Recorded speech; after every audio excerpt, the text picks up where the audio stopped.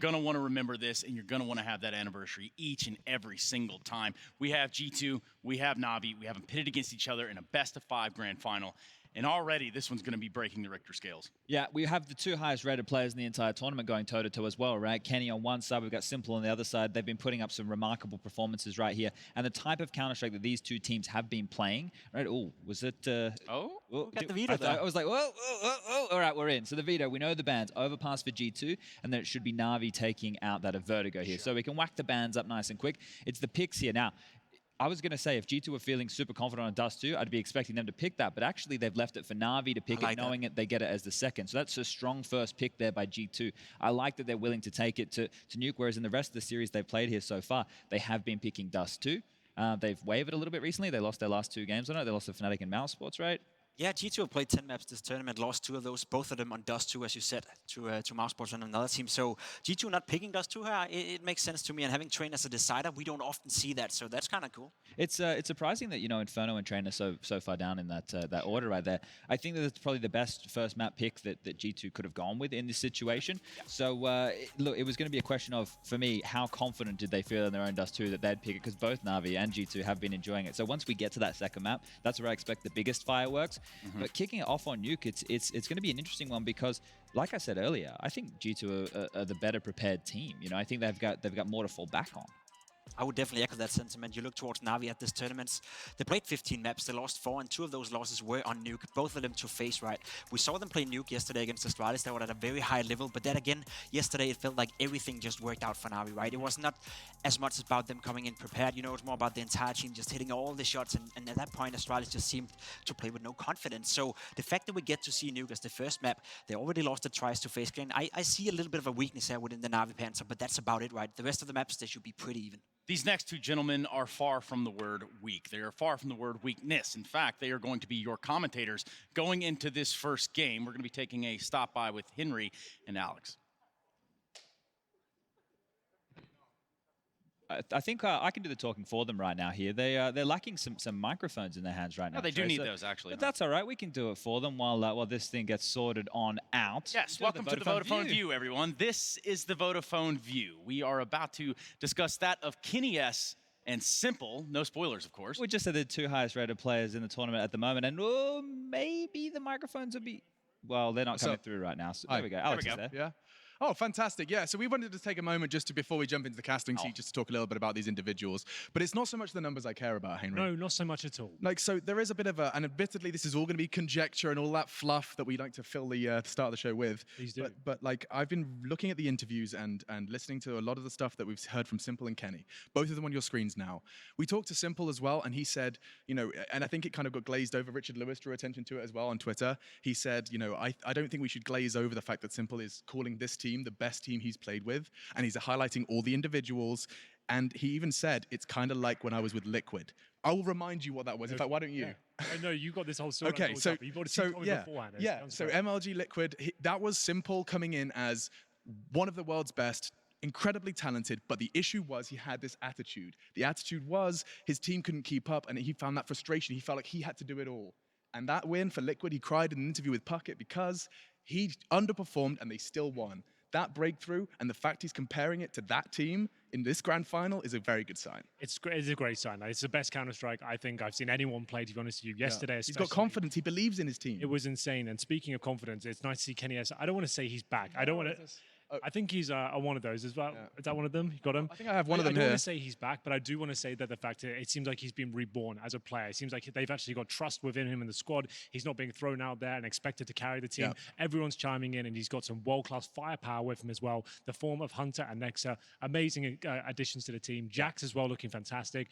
Amanek 10, looking amazing. More SMGs. This is going to be a great game. I really can't wait for it. Yeah, it is going to be fantastic. We head back to Trace, but last words, of course, Kenny saying that this team has given him respect that he's never received before in a team. I think these stars, given the respect they're currently given, is going to put on quite the show in this grand final. Yeah, that's what we're going to be looking forward to. An action-packed, full-fledged attempt here from both of these teams to grab this trophy. We have 2 teams who like to play aggressive Counter-Strike. We have 2 teams who like to give it to each other. They like to be assertive. It can only be a firework of a match. Talk about some fireworks. I'm ready to shoot a few off. I'm ready to get this grand final started. 1 best of 5 separates us from a championship moment.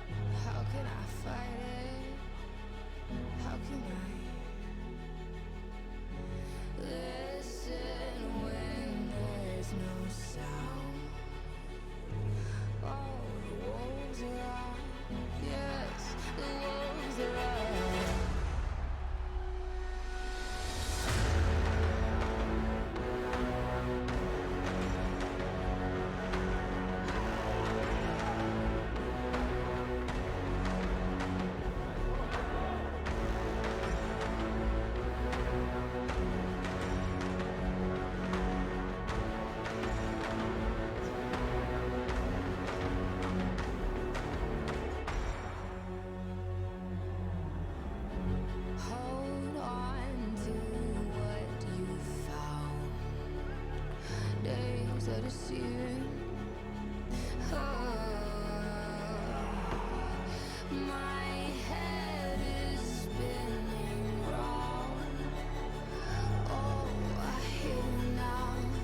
Yes, the wolves are out. Inside of our reality. Satellites see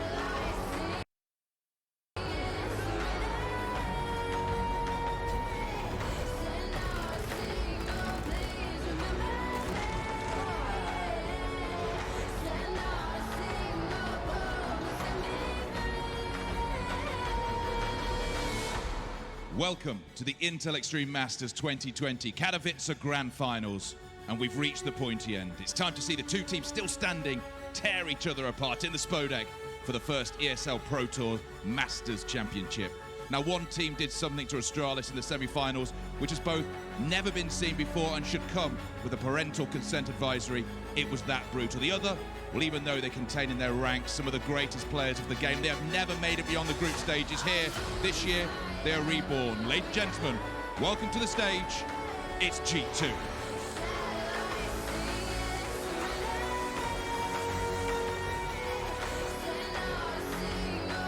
Kenny S, Amanek, Jax, Nexa, Hunter. This G2 lineup is packing a punch, and they brought it all the way to the grand finals. They say hard work pays off. That's true for G2. They're riding an immense wave of confidence, undefeated in 13 series straight. The other team, they've been here before, having won in Katowice in 2010 and 2011. They played yesterday a form of Counter-Strike that was possibly the best team performance we have ever seen. The question now is not if they can do it, but if they can do it again. Taken to the stage, it's Na'Vi.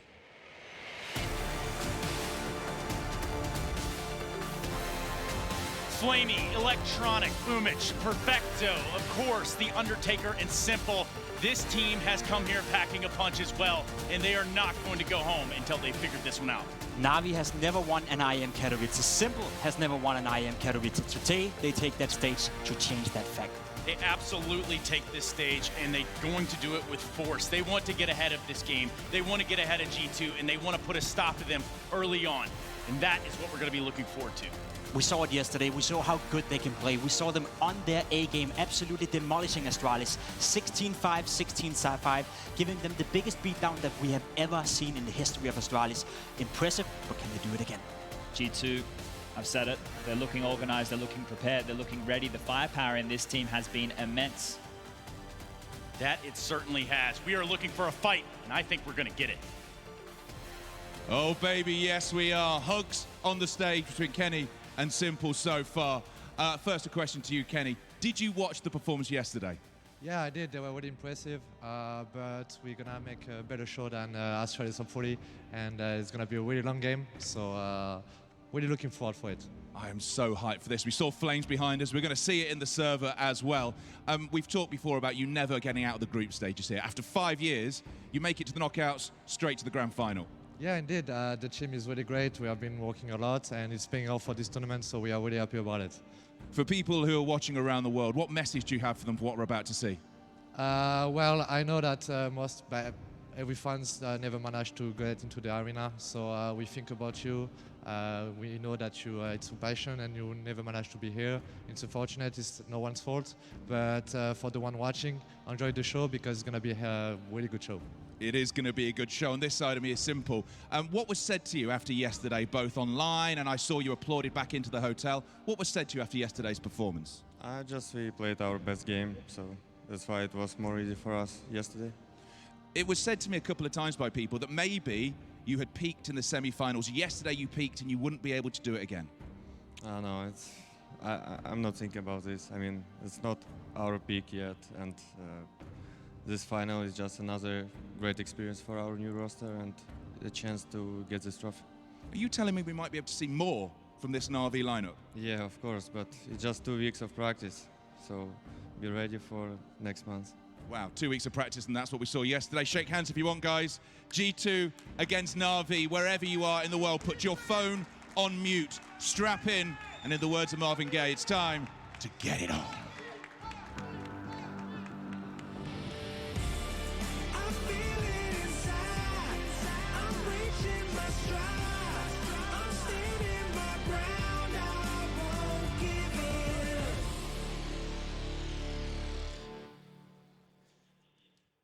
G2 taking on Natus Vincere right here for a best of 5. Both of these teams have made a really strong case for making it to this trophy. Yeah, the hurdles that these teams have had to come over are different, right? For the G2 side of things, they have a lot of inexperienced players up on this stage. Na'Vi, Shaw, Boomich, and Perfecto, they haven't played too many stage matches, but the other three, they've been doing it for a while now.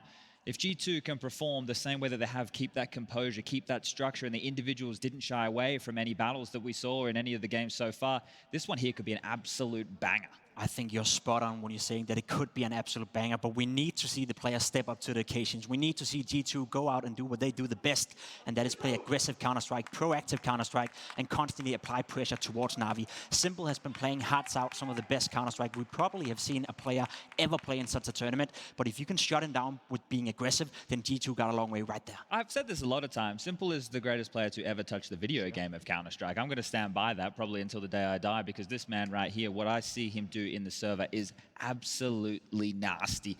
He makes everybody else look foolish. He doesn't shy away from anything, right? I think an important factor that Alex was talking about during the view segment was, as an individual, he now has a team behind him that he believes in, and I think we're seeing that in the way that they approach the game. He's having faith in his teammates, and that's helping them get to this point. There is a counter to Simple, though, and he's called Kenny S. He's seemingly playing some of the best Counter-Strike we've seen Kenny S play in many, many years. We knew him to be one of the best players, one of the best AWP players to ever touch the game. He's been in a bit of a down period there, I said. He hasn't been up to the same standard.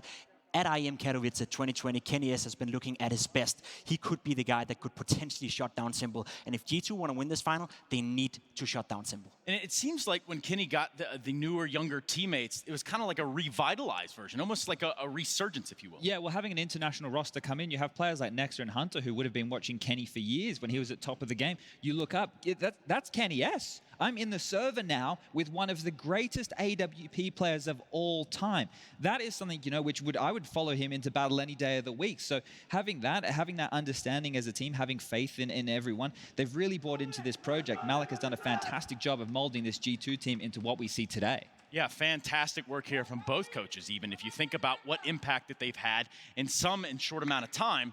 We heard it from Simple there. It's only been 2 weeks of practice. We'll see you next month. That's some scary words. There are some scary words. It's indeed the coaches, it's the in-game leaders of these two lineups as well. We got to talk about Nexa. We got to talk about Boomich, right? None of these players half a year ago were considered by any means, you know, great in-game leaders. But what they've done to each of their respective teams so far at IEM Katowice has been super, super impressive. Nexa is playing like a superstar while he's still calling the troops around. Whereas for Boomich, he's been stepping it up. He's not really known to be a star player on the server, but he's been playing like one as a recency. So if he can keep up that level, then we got another nice little duel to look out for. Kenny S against Simple, of course, but Nexa going up against Boomich, that's a good one as well. Guys, we have Nuke. Then we're going to Dust 2, Mirage, Inferno, Train. Should we need them all? Where are you going when it comes to these predictions? Look, I think Na'Vi is going to take this series. I have faith in this team. I think that what they've been able to create in a short amount of time is something remarkable, and I think that firepower can't be stopped. They get to start on the CT side of Nuke here. There's no better place to start as individuals with this kind of firepower. I definitely agree with you. The problem is I think G2 has more firepower than Na'Vi has right now. Simple as it is, I think G2 have more strings to play off. Simple, of course, if he plays up to the level he did yesterday against Astralis, if he plays like he's been doing throughout the playoff, then it's going to be hard to stop Na'Vi. So I'm not going to count them out, but just looking at the two teams so far at IEM Katowice 2020, I think G2 has been looking like the better prepared team. That being said, though, as you said in the pregame as well, Na'Vi is growing game after game. It's getting better and better every time they enter the server. So if that's the case in the final as well, G2 definitely is going to have their hands full. But I think G2 has enough firepower to deal with Na'Vi. Now, the craziest part is if you look at both of these paths into this grand final, there have been some dismemberments of teams that you would probably put over each of these teams. And that is the scariest thing that these teams have in their arsenal. Yeah, that Astralis performance yesterday from Na'Vi, like we said it once, we'll say it again, that is the biggest dismantling of Astralis that has ever happened since Megas joined that roster, right? Then on the other side of things, the way that G2 splashed into the tournament, they made a statement straight away by taking down that of 100 Thieves. You're going into this map right now with Nuke. I think that, look, the CT side of Na'Vi, it's going to come out strong. They're going to ride that momentum from yesterday.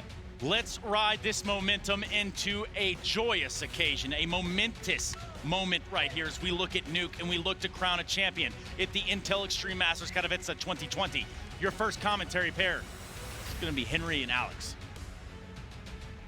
Thank you so much, gentlemen. I am just so ready for this one. G2 Esports, Na'Vi, it's grand finals, and we're in Katowice. No crowd, I don't care. I'll be making all the noise. And we're ready to jump straight into the first round of a best-of-5 final. It could be a marathon. Kenny says this is going to be a long one, Henry. It's time to see if he's right. I'm so hyped as well, Alex. Here we go then. Some carnage in Katowice, a best-of-5 grand final, and the skill on the server could not be higher. We'll start on the T side for G2 as their map pick.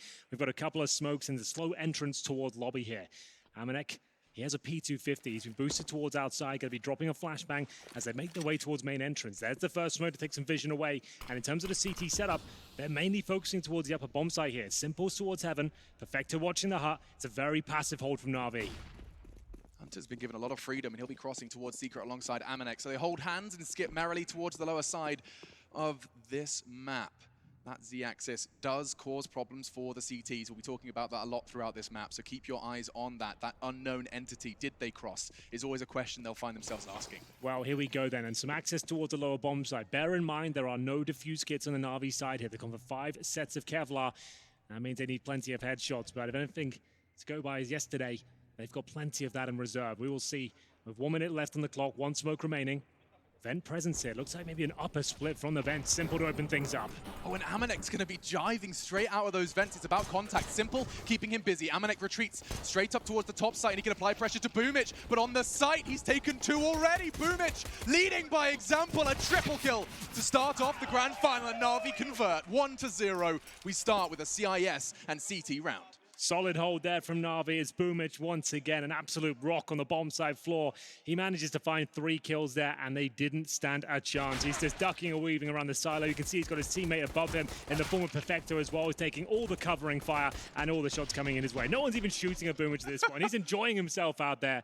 It's a big, big start for Na'Vi, and no bomb planted, more importantly for G2. Means it's the full eco here. Just a P250 brought into round number 2. That's about it. And in terms of Na'Vi, they've got a couple of SMGs, knowing the AKs are coming out in the third. Kenny thought about trying to get down the vent, but is quickly dissuaded there by the quick incendiary. As we'll see the first kill potentially come through now. Boomich can be challenged here, maybe in trouble. Amanek with the only P250 available there will be dispatched of. We typically talk about rotting the clock in rounds like this, but it does seem like G2 have other plans and good damage inflicted. Boomich is slight inquisition towards outside, and however, the issue has been fully resolved. There was electronic to respond to the ticket. Tapping away, he even finds Kenny's head before he goes down. So just jacks a Glock and no health. We will see round 2 go the way of Na'Vi, a clean conversion. Yeah, only 1 player going down. It was one of the rifles, I believe, the FAMAS of Electronic. So that should be recovered at this point. We'll see, though, as MP9's been upgraded. But here come the AK-47s and, of course, those Kriegs as well. They could afford the AWP. Kenny S has exactly enough for an AWP in the 3rd round here. That being glass cannon, though. Might be worth on a map like Nuke, you never know. Here's the replay from Electronic. You'll see plenty of this action. It's a good way to shut down those outside approaches. No AWP spotted. And it will be the AK for Kenny S. And what have G2 got up their sleeve here? It's one of those rounds where they have quite the advantage up against the SMGs. Bonus situation for Na'Vi. Do they want to change things up? Do they want to try and go for a lobby crunch, perhaps? Time will tell as we send 3 players towards outside for G2. Decent grenade to kick things off, though. There's a little bit of damage towards Amanek as they deploy the initial smokes. Hunter gets himself in towards the main roof. It's interesting that they're conditioning them with the aggressive CT smoke towards red. They're throwing that very early and not using it. Chances are they'll be throwing that later in the piece and putting bodies behind it. It's all about suggestion.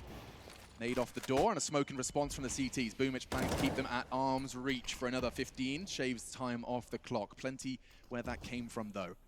We saw plenty of ridiculous antics from Flamey towards the ramp from yesterday. The Galil Ace comes to mind. This time with even lesser weaponry. The MP9 in hand. Can't really go for multiple kills there, but getting 1 or 2 and going down would be absolutely ideal. Looks like they're posturing towards the ramp from his Hunter. Waits for an opportunity towards main entrance. There is a player directly beneath him. That's going to be Electronic. There's no way Electronic doesn't move after that smoke fades. It's Flamey, though. He was phenomenal in holding this position. And for now, this is a good response from G2. Molly off the response from Simple. Boomich, however, has given Na'Vi the opening first blood. Here we go then. Towards lower they go. Flamey looking to get 1. Manages to stay alive as well. He's still active here. He wants to find a bit more. This is great from Boomich as he'll rotate through. He's absolutely everywhere on the map right now. Jax. He pulls one back with low HP Flamey as well. He just wants to hide, but he does get another dink off. That's fair enough. They go down to a 3 versus 1. Jax, they know exactly where he is, and Flamey's confirmed that significant damage has been inflicted here. He needs to try and get the bomb down for the extra money here, but won't be able to pull that one off. Goes to the open plant. Bomb goes down, but should be taken care of by Electronic there. Nice round from Na'Vi. That's a massive, massive win. Can't stress that enough. They enter with 2 SMGs. They're going to leave with AK-47s, an M4 as well, and 3 healthy players with residual utility. MP9s and Na'Vi, we complimented Boomich's long-range bursts. We're seeing Flamey do something similar. These guys have clearly put in the hours necessary to make these cheap weapons pack a punch versus the full buy. Well, not quite a maximum loss bonus yet, but still another buy available with the bomb going down. It puts them about $4,000 per player.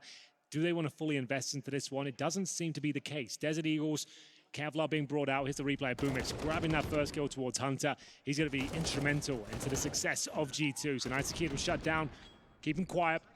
Trying to close things out. That bomb to get planted, but they choose not to buy. We talked about Amanek 10, and he'll be bringing that out here in round number 4. So outside smoke's available to them. They're going to be looking for a vent dive here, potentially. We'll see if it works out. It's going to be spotted by Boomich, and he takes care of it. No problem whatsoever, Alex. Yeah, I mean, it takes a degree of confidence to go for a fight like that here in the Grand Finals. Wins it cleanly, and already it's looking pretty bleak for the G2 half buy. Losing their one wild card of the Mac 10 armor as well. Amanek's gone already.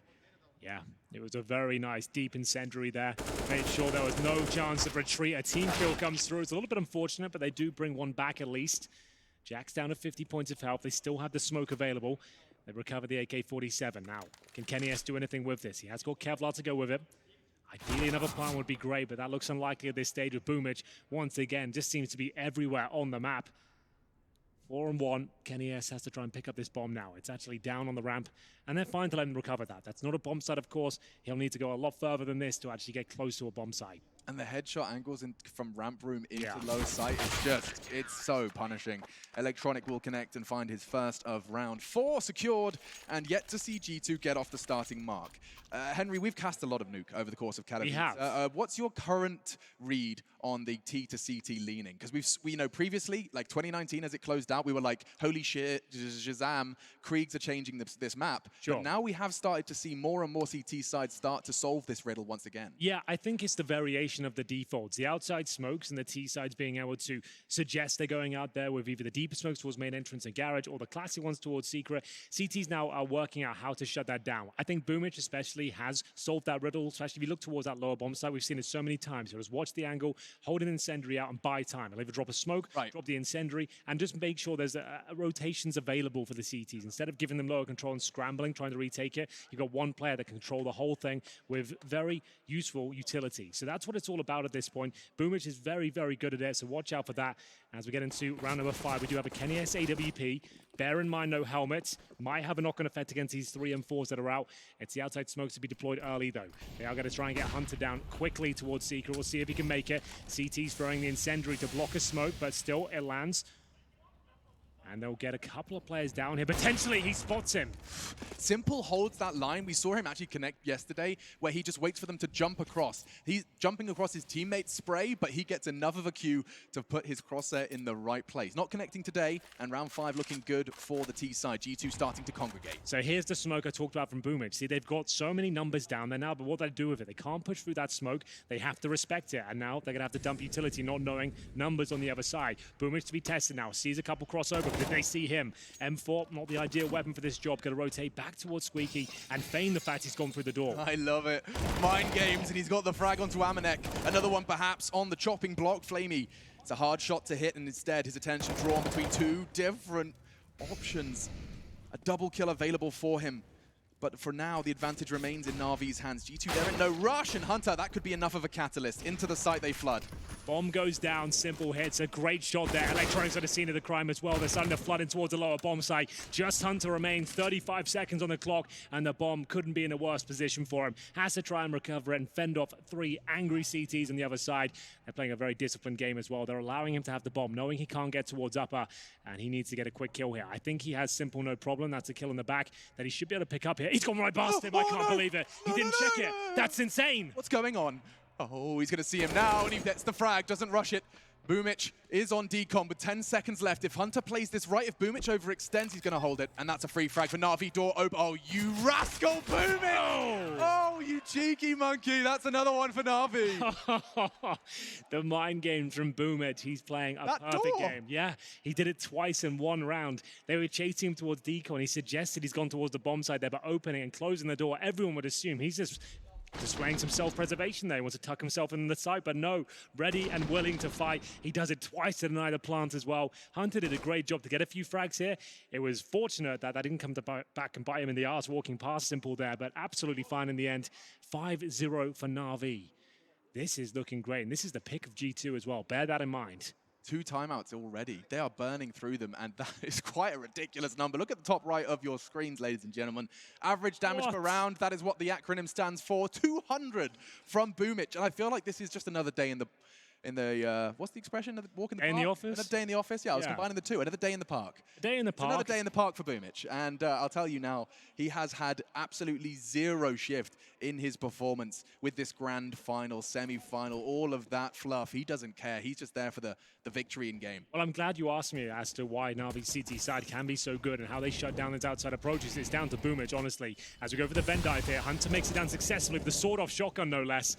You don't see that too often these days. Bit of a roll back to 2015, and we'll see whether he can make it work. So they'll be aware of a potential drop towards the vincere, but what's the reaction? In terms of CD presence towards lower, we have got Flamey with the Krieg in hand now. Simple spots a couple towards the ramp, and he still wants to fight. Of course he does. He'll find 2. Flamey now with the Krieg as well. You know he's going to be able to clean this one up. Bomb goes down in a great position to find another. And Hunter, remember, he was a player that dropped down towards the vent. Don't think he'll be doing much about this situation, I'm afraid. He has 41 HP, and he actually looks better with the Glock in hand than the shotgun. Yeah, I mean, there is a chance that the M4 could fall into his grasp, but it would be the most ridiculous clear of his career. Look at the discipline as well from Na'Vi. They're not giving anything up this round, and Electron is guaranteed the frag here. I say that, there might be a second when he sneaks by, spots him, we're good.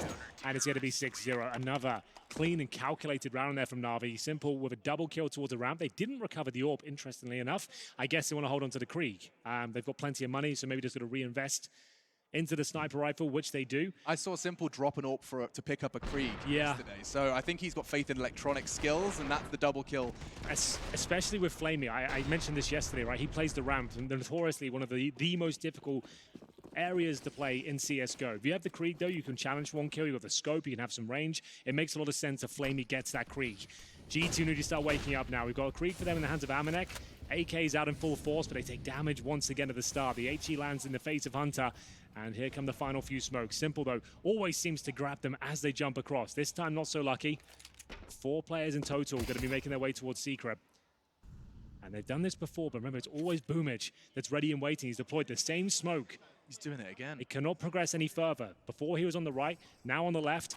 And that HE, I've got a feeling that's going to do a boatload of damage. Here we go, Alex. Oh, it's going to hurt a lot. They're trying to run, but you can't. Boomic on the other side. He manages to find the bomb at least. Flamey chiming in as well. Nice spray, but still a 3-on-3 for now. Electronic keeps the advantage in favor of Na'Vi. Kenny and Amanek already a double for the star of the G2 show towards the vents. And so with 60 seconds, they're going to let Amanek try and draw CT attention elsewhere. He would. It's very unlikely he takes this fight dry. You can see he's just going to be posturing. A flashbang out the door, keeping attention that way. Now the cross. Gosh, Simple does not miss again today, and another double kill to connect for Simple. 7-0, and that's 12 frags for Boomic. I want to keep track of that because he has given Na'Vi the momentum to start off map 1. G2 are yet to find an opening frag, Alex, and we're going into round number 8. How kind of nuts is that? It sets the tone for this grand final, to say the very least. People are speculating as to whether Na'Vi could turn up to a similar level we saw yesterday. Well, it seems like a resounding yes has been found, at least so far. 7-0, another eco for G2 at this point. A partial buy, if you will, with the Desert Eagles and armor. They have 1 smoke and an HE. Amanek with the MAC-10 once more, but a much slower pace round here. Na'Vi have barely broken a sweat. They look like they're having fun out there. Yeah, it doesn't feel like a grand final from the pressure when you cut to the Na'Vi players. It's all smiles, and of course, understandably so. 7-0. This was G2's map pick. It was always a question of who would choose to take it to Dust 2. Na'Vi have been unfazed picking the map, or G2, that will be the second. And ooh, Kenny does manage to find A return keeps things level for a moment, but it could very well just be a moment. Simple misses a shot. You don't say that too often. And he's going to try and make up for it now. A little overzealous there, perhaps, but Boomich is going to pick up the pieces. This guy is having one hell of a tournament, I have to say. Every single situation, he plays it so well. It's perfecto to close things out there. They'll keep 3 players up and recover the AWP, just to note that. Boomich is on the M4. He's currently 15-3 right now. The in-game leader fragging out of his mind. I think Boomich was scrolling through VK last night and he saw a thread. It said, Nexa best fragging in-game leader. He just woke up with a man on a mission. My goodness, look at him go. Third kill is nuts. Kenny S gets his clock cleaned there. And we'll get into round 9. How often do you clean your clock? Quite often, actually. You know, grandfather clock at home. Like to make sure it's well-oiled, well-lubricated. Yeah, I clean mine every day in the shower. We get into another Kenny S AWP. Like I said, they haven't found any opening frags yet. Next, yet to find a single frag. 0 and 8 for him. Kenny goes towards the silo this time. A little bit awkward in the movement, but trying to set himself up for this smoke. Just going to be probing towards outside. He knows there's a chance that the orb's going to be moving around. Simple for now. On the CT side of things, a little bit more defensive, watching for the cross.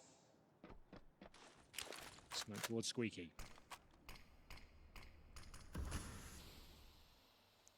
Hunter's in a position to be, I imagine, throwing a late outside smoke. They are all throwing their smokes at this point, so they've had enough of it being very telegraphed at the start of the round. They're making this look more like a set piece at this point. This could be the fake. This could be where they send one player there. You can see a few of them moving towards lobby after the smokes are thrown, so it is a variation. We talk about that. So Almanac will be given the solo task of going towards Secret, force a rotation down towards lower, and I assume they either go towards ramp or go for an upper explosion here. The bomb is going to be recovered by Almanac. This is a complete fake. They haven't sent anyone outside at all. And he's just, you can see he's not even looking at his monitor. He is simply waiting for the call. One word. That's a smoke towards heaven, I assume. And we'll see whether that's going to work out for them. It's an upper execution. Molotov towards the HUD as well. They're flashing in, and here they come. Oh, the molly is so good. Look at them. Perfecto, Simple. They're burning, but Simple through the fire and flames. He finds his Dragon Force, only the first.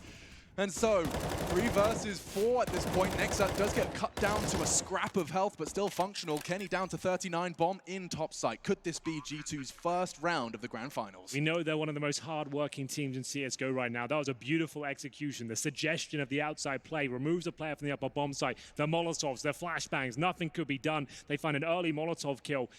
As we get into the 3 versus 4, there is plenty of money here for Na'Vi, but it doesn't look like necessarily going for the round victory, just trying to hold them in towards the bomb site, and Flamey might have found them an opening here. It is going to be Boomich, bringing it back to the 2 versus 2, down he drops, and Flamey now in the 1 versus 1. He might have a chance in this. We'll see what he can do, as he'll actually have to just nade towards Squeaky, touch the bomb, hope for the best here. He's going to take one hell of a shot. The close things out! Has he actually pulled it off? I don't think he has. It's too far gone. That's one hell of an effort. It's not going to work out, but still a smile on his face. It's a statement of a round regardless. It didn't look like they stood a chance, but still, they take all 5 players down. It's a hollow victory at best for G2. Kenny can't even get an AWP, dude. I don't even know if he can get an AWP into his hands. He just had it snatched from by Flamey.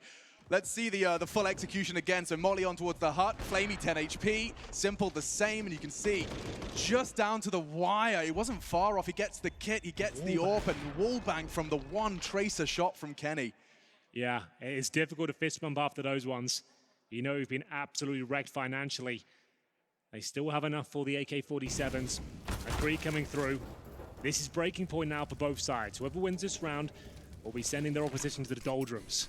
Simple holding towards the fence. We saw Cirque with some absolutely insane action there with the sniper rifle. It's not the same play. He's actually repositioning and going towards Secret. The first time we've seen Simple there allows him to be more combative towards T-Red and, of course, the silo position.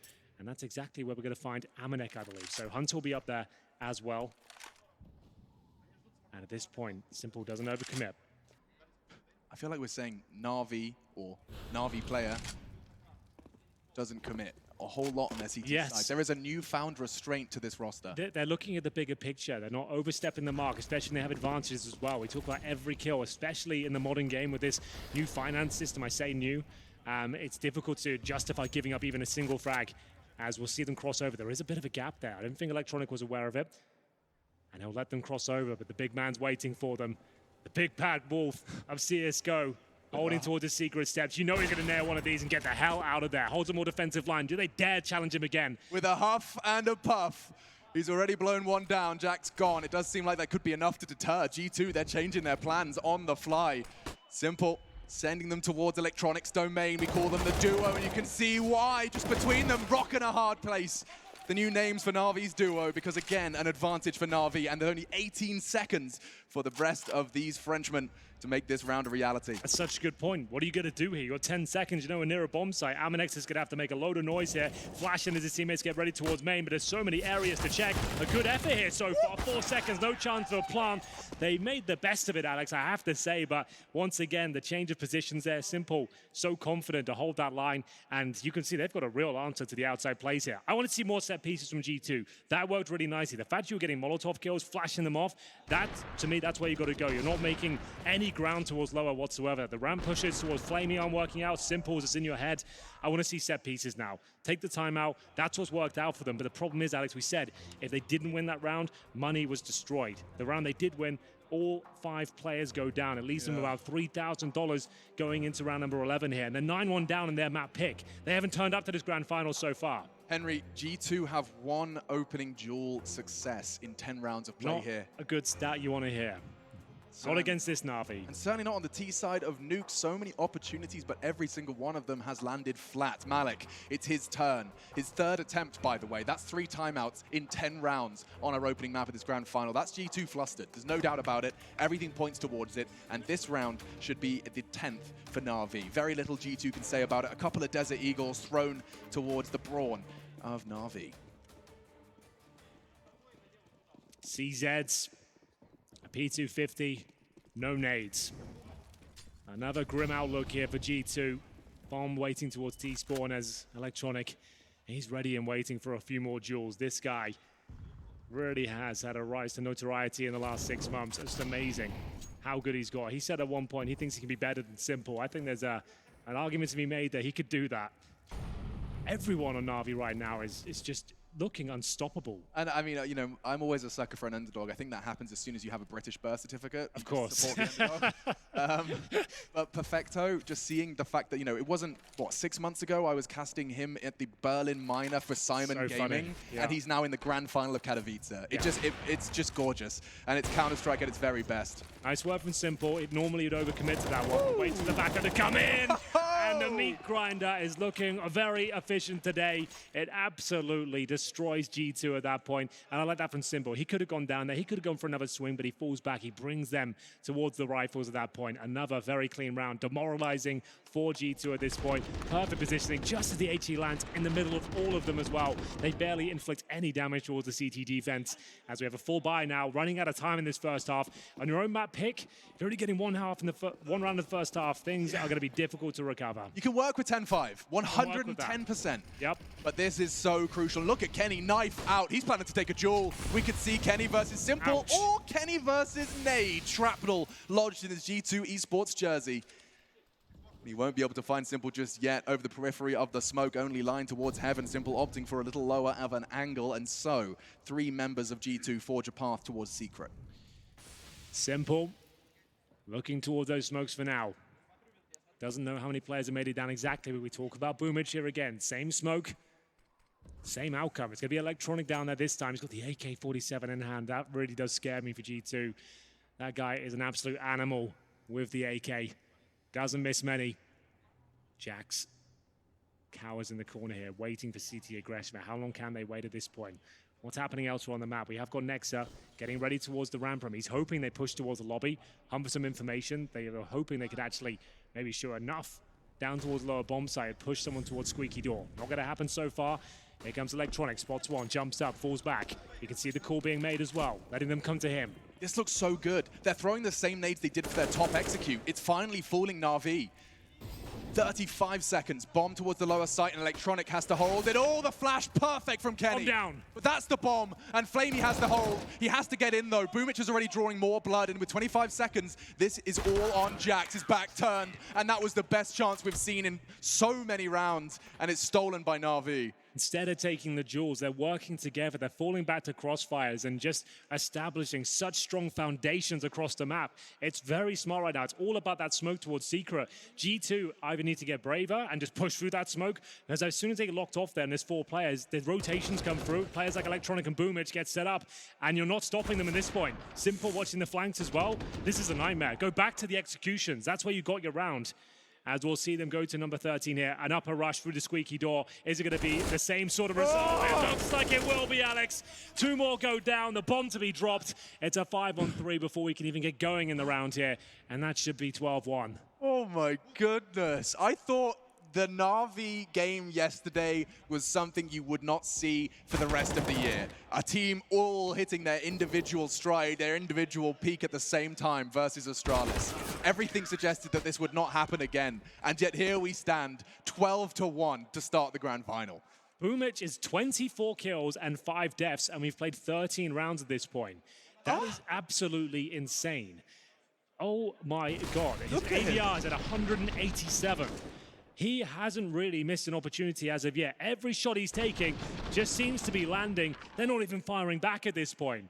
They're not in this game. He's having so much fun. I mean, to be fair, you know, think about the human element. He's grown up watching Na'Vi play Counter-Strike. He's aspired to do it. He's climbed the ranks for many years. I've seen Boomich and his fledgling years at the Katowice gone.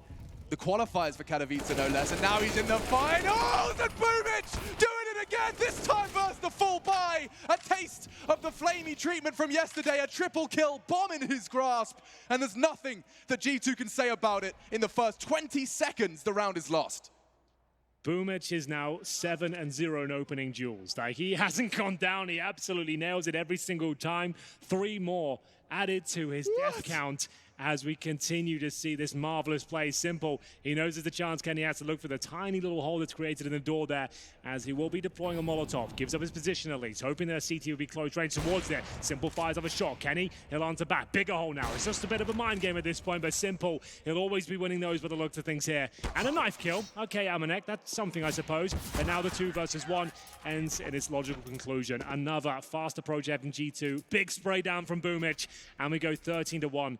Let's close out the execution, boys. The one that worked. The outside smokes, the Molotov's down. They've only tried that once, and it's got them around. You're right. You're absolutely bang on. I mean, we talked about the frag and in-game leaders. We'll keep coming back to it, but at the moment, the contrast could not be any more hilarious. Between the 2 leaders in this grand final, we have Boomich on, let me get a double check on that, 27, Nexa on 1. But they are both ends of the polar opposites of the spectrum right now, Henry. They've just stabbed each other in spawn as well. So Nexus just got stabbed in spawn by a teammate. You really don't like to see a ramp rush. And the nade lands! Let's go, boys. Let's get another ace for Flamey! He's doing it all over again. Can he close things out in style? What a half this has been so far. Amanek is trying to deny it, but Flamey wants blood. Amanek, 1v5, he's gone as well. Of course, it's Boomich. Did he get the 30? Close, but not quite. 28 for Na'Vi's in-game leader, and a flawless defense. 14-1 map 1. The grand final delivers in one way. Let's see if G2 can in another when we return.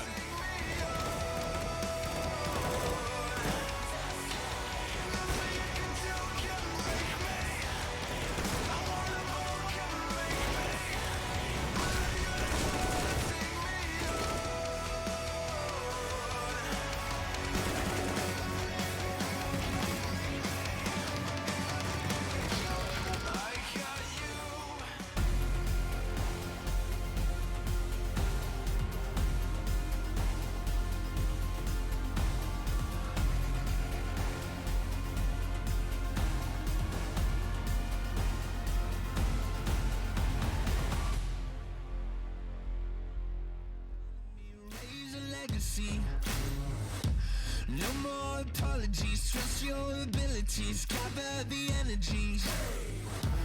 Pull yourself back together and staying off track forever. Child of the nation, will seek redemption, time for salvation. Today is meant to be day of victory, time for history. Reverse the tendency, fight the entropy, channel your rivalry. You're praying for fortune to come, you're hearing the sound of the drums. It's too late to backtrack, but pack your bag now. Keep your feet on the road and stand up. You've got what it takes to fight back. Don't stop until you black out, out, out, out. Stand up, up. You've got what it takes to fight back, back. Don't stop until you black out, out. Give all you got, show them how to make a miracle. Stand up, up. You've got what it takes to fight back, back. Don't stop until you black out, out. Give all you got, show them how to make a miracle. Go save your team, be a hero. Take home the cup, be a star. They waiting for you, take aim, shoot your arrow. It's your time to shine, show them who you are. Stronger, gotta go faster, gotta get better, gotta work harder. It's fight or flight now, get up now. Go wake the move, go for the goal, lead up the stadium, you know how it's done. Stand up, up, you've got what it takes to fight back, back. Don't stop until you back out, out. Give all you got, show them how to make a miracle. Stand up, up, you've got what it takes to fight back, back. Don't stop until you back out, out. Give all you got, show them how to make a miracle.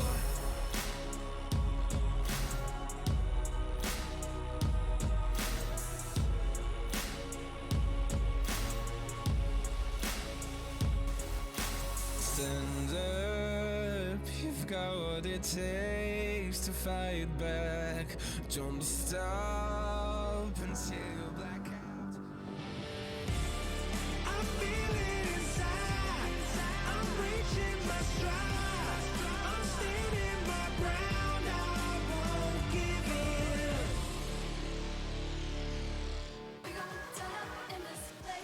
Counter-Strike brains around the world were concerned for G2 for map 2, Dust 2, where Na'Vi dominated yesterday. It looked like a map that they have had absolutely no fear in picking, and yet already in map 1, G2 stare down the barrel of a 14-1.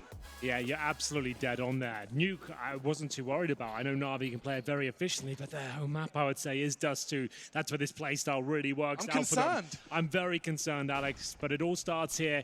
There is a chance for G2. You can never write them out on the CT side of Nuke. It's their pick for a reason. They do have to win this pistol. I normally say it'd be a nice luxury. At this point, it's must win. You can't go map point in round number 1 of the second half, and we'll see what they can do here with a couple of flashes. The C set available. First kill for Electronic, though. Kenny S is dropped, and don't shoot your teammates in the face. Shoot the enemy. That's more like it. Flamey will adjust, and you can see a big smile on his face, but maybe not for long. Nexa will pull one back, and Jaxno rotating, looking towards lower. Needs some headshots here. They haven't really got going at all. Jackson, 6 kills and 15 deaths. He's probably near the top. He absolutely is. Top fragger so far. Speaking of which, Simple! He gets it done. Slam dunk toward the secret steps, and that's going to be the round. Simple's on Google Flights, fast flights to flat France. He can't find a faster way to send G2 home. My God. That's the end of that. 15-1. Call it done and start thinking about Dust 2. G2 would have to go for an unheard of comeback at this point to start off this grand final. It certainly would live up to the prefix should they do it, but it just seems like too tall of an order. They're asking for a venti, extra cream. Oh my goodness. I love that from Flamey. This gives his team a little love tap in the face. It's too easy for us right now. I'm going to take you down to half HP, then I'll start killing them. Don't worry about it. It's all under control. And in contrast, Nexa got stabbed by his teammate and caught a nade. In the last round as well, just when he's having the roughest game of his career right now, 2-16. He gets stabbed at the back in that last round. But either way, this could be the final round here of the first map of our best of 5. A quick one to say the very least. 15-1 right now. We've got Scouts, Pistols, MP9s, so UMP up against the 3 rifles here. Na'Vi, they seem to have found more discipline as time goes on in this tournament, and it's really shining at this point. Electronic, a bit of a master towards lower. Jaxto got his number. Alex still believing.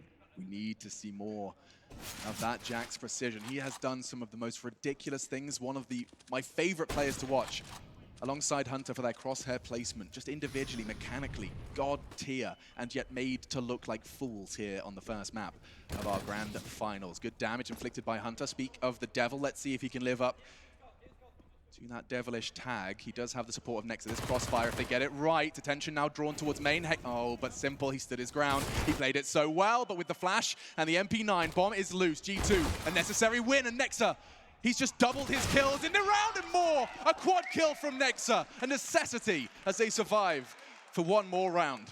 They keep the dream alive. It's going to take 13 rounds in a row. At this point, though, I've said this so many times while commentating these sort of games. When you know you've got a long series ahead of you, this isn't a best of 3. This isn't. This is a marathon, not a sprint, right? You want to try and get warmed up. You want to see, even though you know you've probably lost this map, take every round you can get. Take the wind out of their sails. Don't let them feel like they completely crushed you. If you can bring this back to a 16-5, 16-6, just have some convincing rounds under your belt, it's enough to get warmed up and just shake this one off. Get them flustered. Get them wondering, you know, get reminded what it feels like to not know what to do, because that's how G2 certainly have felt. They've had their fair share of those feelings in the opening half of our first map. Ladies and gentlemen, it's a best of 5. If you're enjoying this already, strap yourselves in. Anders and Moses pulling you through Dust 2 next. Get your friends involved. Counter-Strike, we're going to be crowning a new champion of Katowice. It's only been 3 teams to lift the trophy here in the Spodek, a legacy tournament. Kenny, he's still hungry for some damage in this first map. Boomich, though, just plodding straight into... Oh! The head of Jax just rolls, and he's looking for Kenny. Boomich, this is just ungodly, unsanitary. Wash your hands. 30 frags, round 18. Nexa will silence him, but still a 2v2. Excuse me, 3 players standing for G2. Well, that should be it. The fact they've removed the AWP, they should have no problem dealing with Simple and Perfecto here. I say that with bated breath, though. Simple is heading towards heaven. Perfecto, T-lobby. There's a player towards Squeaky Door. That's Amanek. Nice positioning from Nexa. That should secure things now. Perfecto, 4 kills to his name. He hasn't really had a chance to find much more than that. Amanek to close things out. This was the force buy, remember, from Na'Vi. So a full eco coming up next. G2 has a chance to stabilize at least, start getting their heads in this grand final. Yeah, absolutely. Powerful from Nexa as well. I'll remind you, he came into this half with 2 frags, now already 8, just 3 rounds in. I mean, this is lovely shot from Boomich. He gets the second. You notice his movement. He knows he's up against the sidearm of Kenny, just wants to keep it dynamic, not let 2 consecutive bullets connect.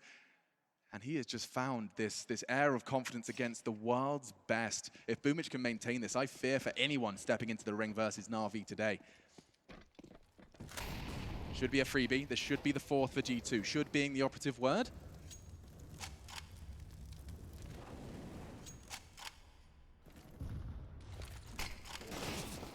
What the hell was that? Boomich already gets 1, but it does seem like Amanek has no issues confirming the round is theirs. 5 frags in quick succession and a good distribution as well for the SMGs. That's $600 a pop. I like the temperament from Malik as well. He's trying to keep morale high, clapping for every kill, and making sure they keep their heads in the game. He knows how long this grand final is going to be.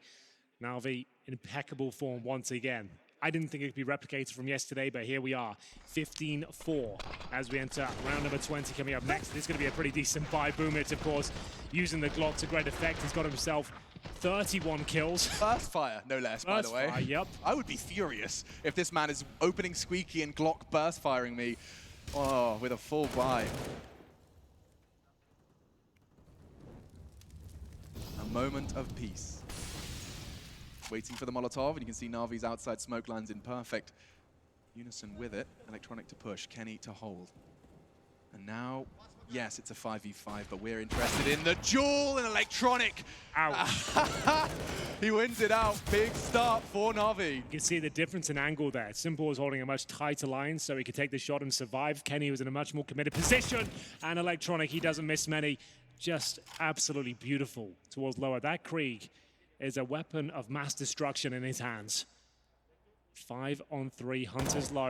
Next up, he knows he needs to hit this shot. Good grenade, but they exchanged them. Boomich will drop down. 30 kills to his name, wants to join his teammates at this point. Drops smoke towards main entrance. 50 seconds here. Is this where they close it out? It looks likely. It looks like a main and secret collaboration. As I say that, Electronic has other plans. They know there's only 3 members of G2 left, and so they're in absolutely no hurry, waiting for a member of G2 to just step a toe out of line.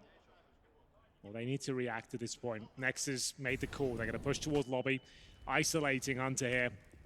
He's a very strong player, but Boomich, he's just playing on another level at this point. He takes another one down, 5 versus 2. Nexa and Amanek both towards the lobby position. They've both been spotted now.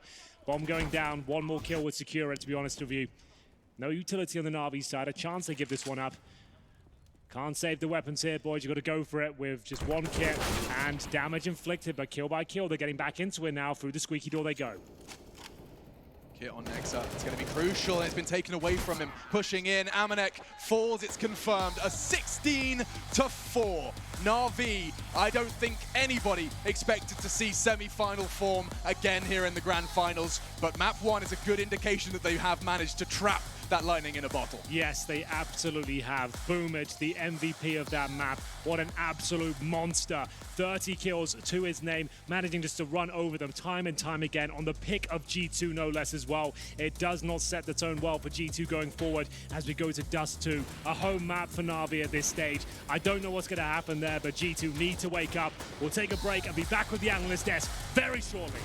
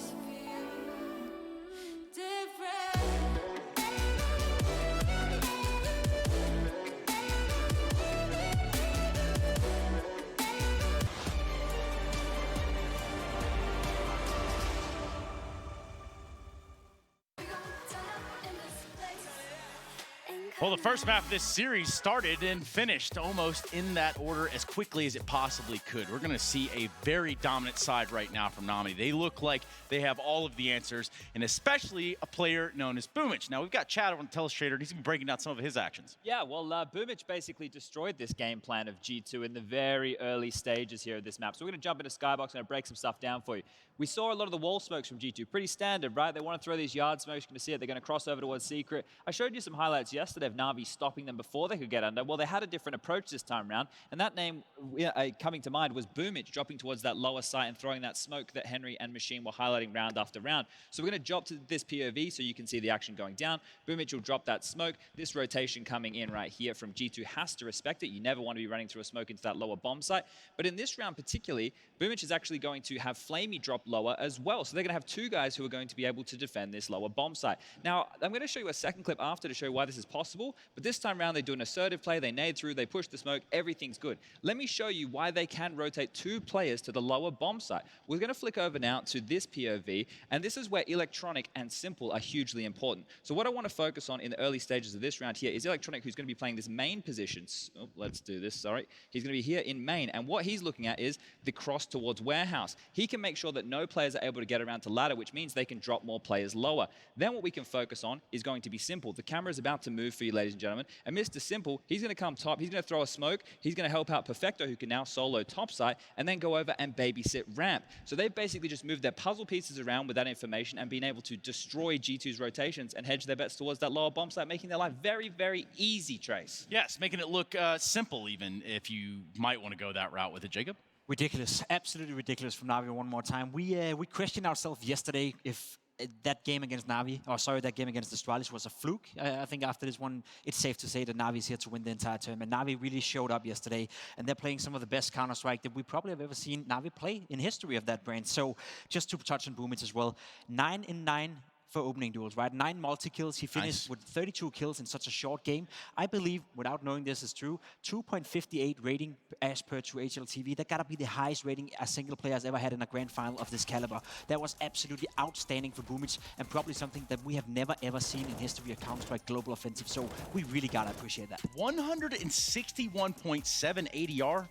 What Yeah. the hell is that all about, Yeah, Chad? just another manhandling, right? I think it's insane that they can come out and do this. Just before we got into the game, I was talking about the fact that Na'Vi gets started on that CT side, right? And that's where you want your individuals of this caliber to be starting. But I didn't expect a half like that. I didn't expect them to shut them out in that regard. Now, I think if you are that of G2, you can shake that off pretty easy. You start a T-side nuke. There's probably a couple of those grand final nerves. These rookies, right? they're going into Dust 2. It's the map they played the most, you know? I'm interested to see. I think they can bounce back. Yeah, they're going to have to look to bounce back. Nuke is certainly done with, and we have Navi on the sides with Frankie. What do they got to say? I'm with a man that it's always lovely to meet, although I wouldn't want to encounter him on a ramp. Flamey, how did you get so good at that role on the CT half? I think after game versus FaZe, they like abused myself, and I played really bad. I discussed with our coach and just said to myself that I'm playing not that good and I should play better than this and I should rotate better. Now after talk, it worked against Astralis and now again. Yeah, with the Krieg. He was just saying to me, oh, it was only a 4K. What a shame, Flamey. Now, tell me about the discipline in the team, because we're used to Na'Vi being able to go off on their own, but today, your CT half, very restrained. Tell me about the game plan. We discussed like 3 hours today what we're gonna do against them, and of course it's 5 maps, so we did try to discuss all 5, but we did good work on Nuke, and especially on City side, our communication was so good, you know, and everything worked. Like everyone played out of their mind, and especially Boomich, he was like 29-6 first half. So it's kind of easier to play when the guy play like this. And how good is it feeling on the team on that stage right now? We're feeling really great, yeah, but it's still not over, and it's a lot of maps ahead, so we need to be more focused and win. Okay, well, good luck on Dust 2. Thank you so much, Flamey. Let's head back to the desk. Yes, the Flame Dog already recognizing what it is that's going on here. Boomich is getting him out the way, and we're going to be going ahead and getting this break out of the way so we can continue our grand final. This best of 5 marches on, and Na'Vi are looking hot to trot. We'll be right back after this break, everybody. I feel on top of the world. I feel on top of the world right now. I feel on top of the world. I feel on top of the world right now. Savage, you've been distracted. Your best, my average. There's a reason for that's a fact. So they snapping back, mad at the fact.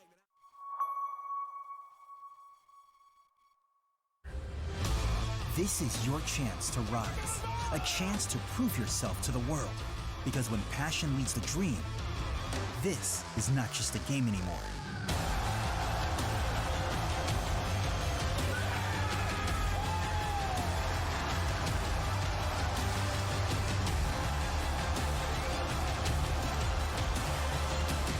This is the ESL One Rio Major Championship.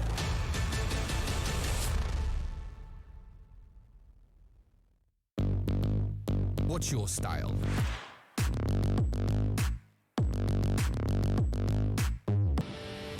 Что, начали? Тут опять эти, ну тут эти разговаривают, Тауфик, Хидрик.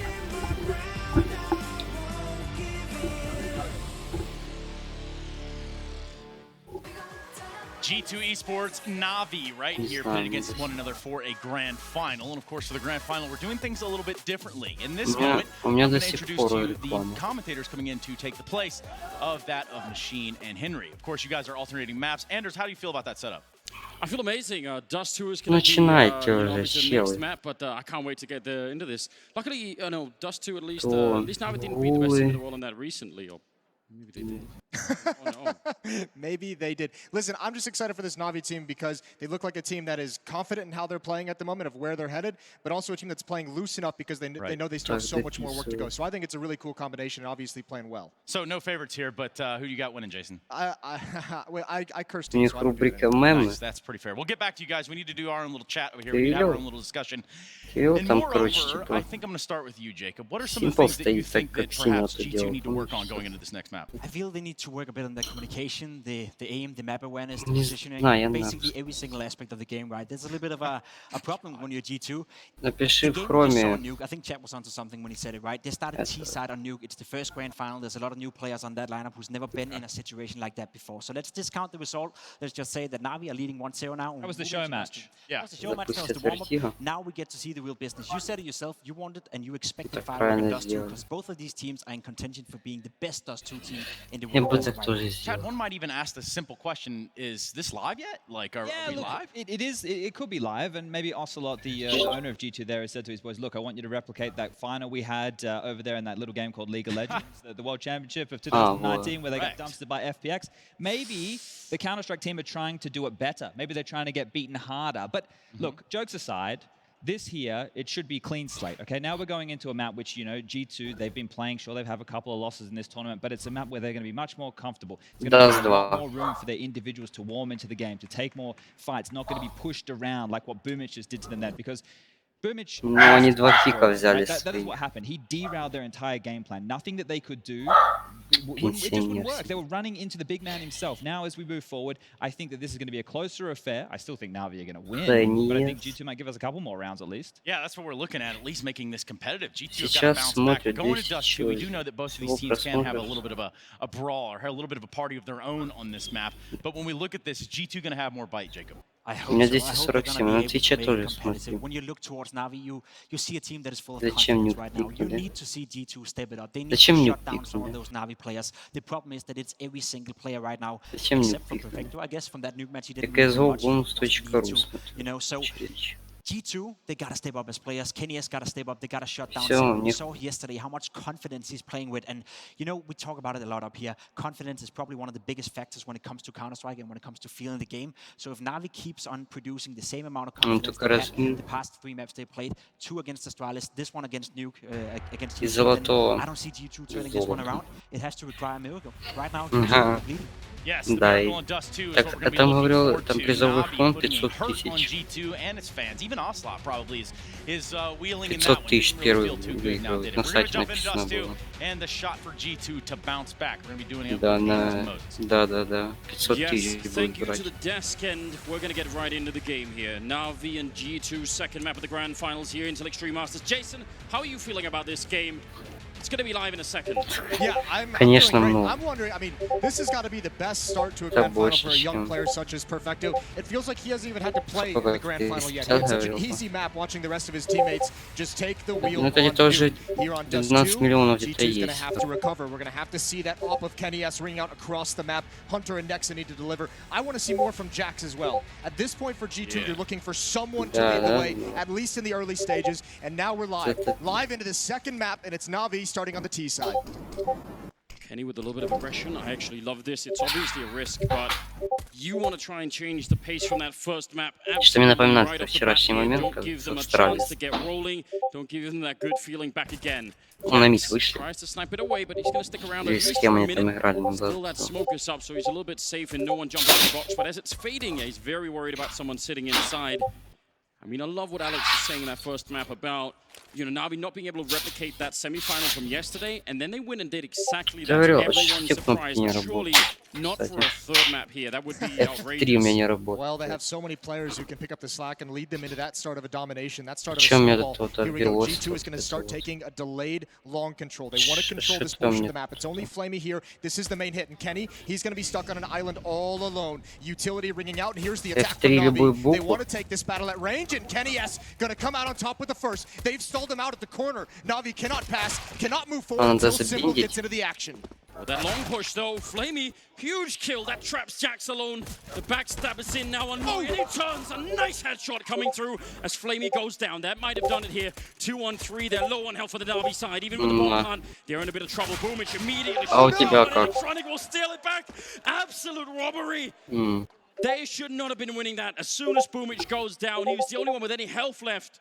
And they just Пока мы sweep it away. разговариваем, тут Электроник They were вытащил both раунд. focused on the catwalk player, and Electronic pounces. And Да. actually, oddly enough, I mean, a nice win for Electronic with that double kill. You're right, this flank is what turned everything around, trapping Jax. But even Electronic right at the end, after a victory like that, having some words for Perfecto. Maybe talking through Мне some сейчас kind of a mistake. Электроник. О, сейчас Симпла. Just trying to get him a bit more focused on the action. 1-0 for Na'Vi. That one А kill что на from Нави Flamey меньше coming out long. поставили? It's a nice reminder, a good illustration of, you know, it's not always А the чё amount, так? it's not always the speed or the genius behind it. It's just, you know, taking the attention away, and suddenly you could just see the panic. Well, also, that Ты miraculous kill поставил from на Jax этот being able момент to на spin, Нави? that's a kill that you only see in that kind of a А situation. чё That так? rarely happens. Like, Боишься? even that miraculous of a kill can't bring the round back in their favor. So a desperate situation. Kenny S with the Deagle, no armor. He wants that AWP in play as soon as possible, as soon as the guns come out. Да. Kenny set up the Deagle, might be Вот на getting этот free сейчас kill. They поставь. almost just walked straight into it. Grenade to follow it up. Really decent, actually tags a bunch of people.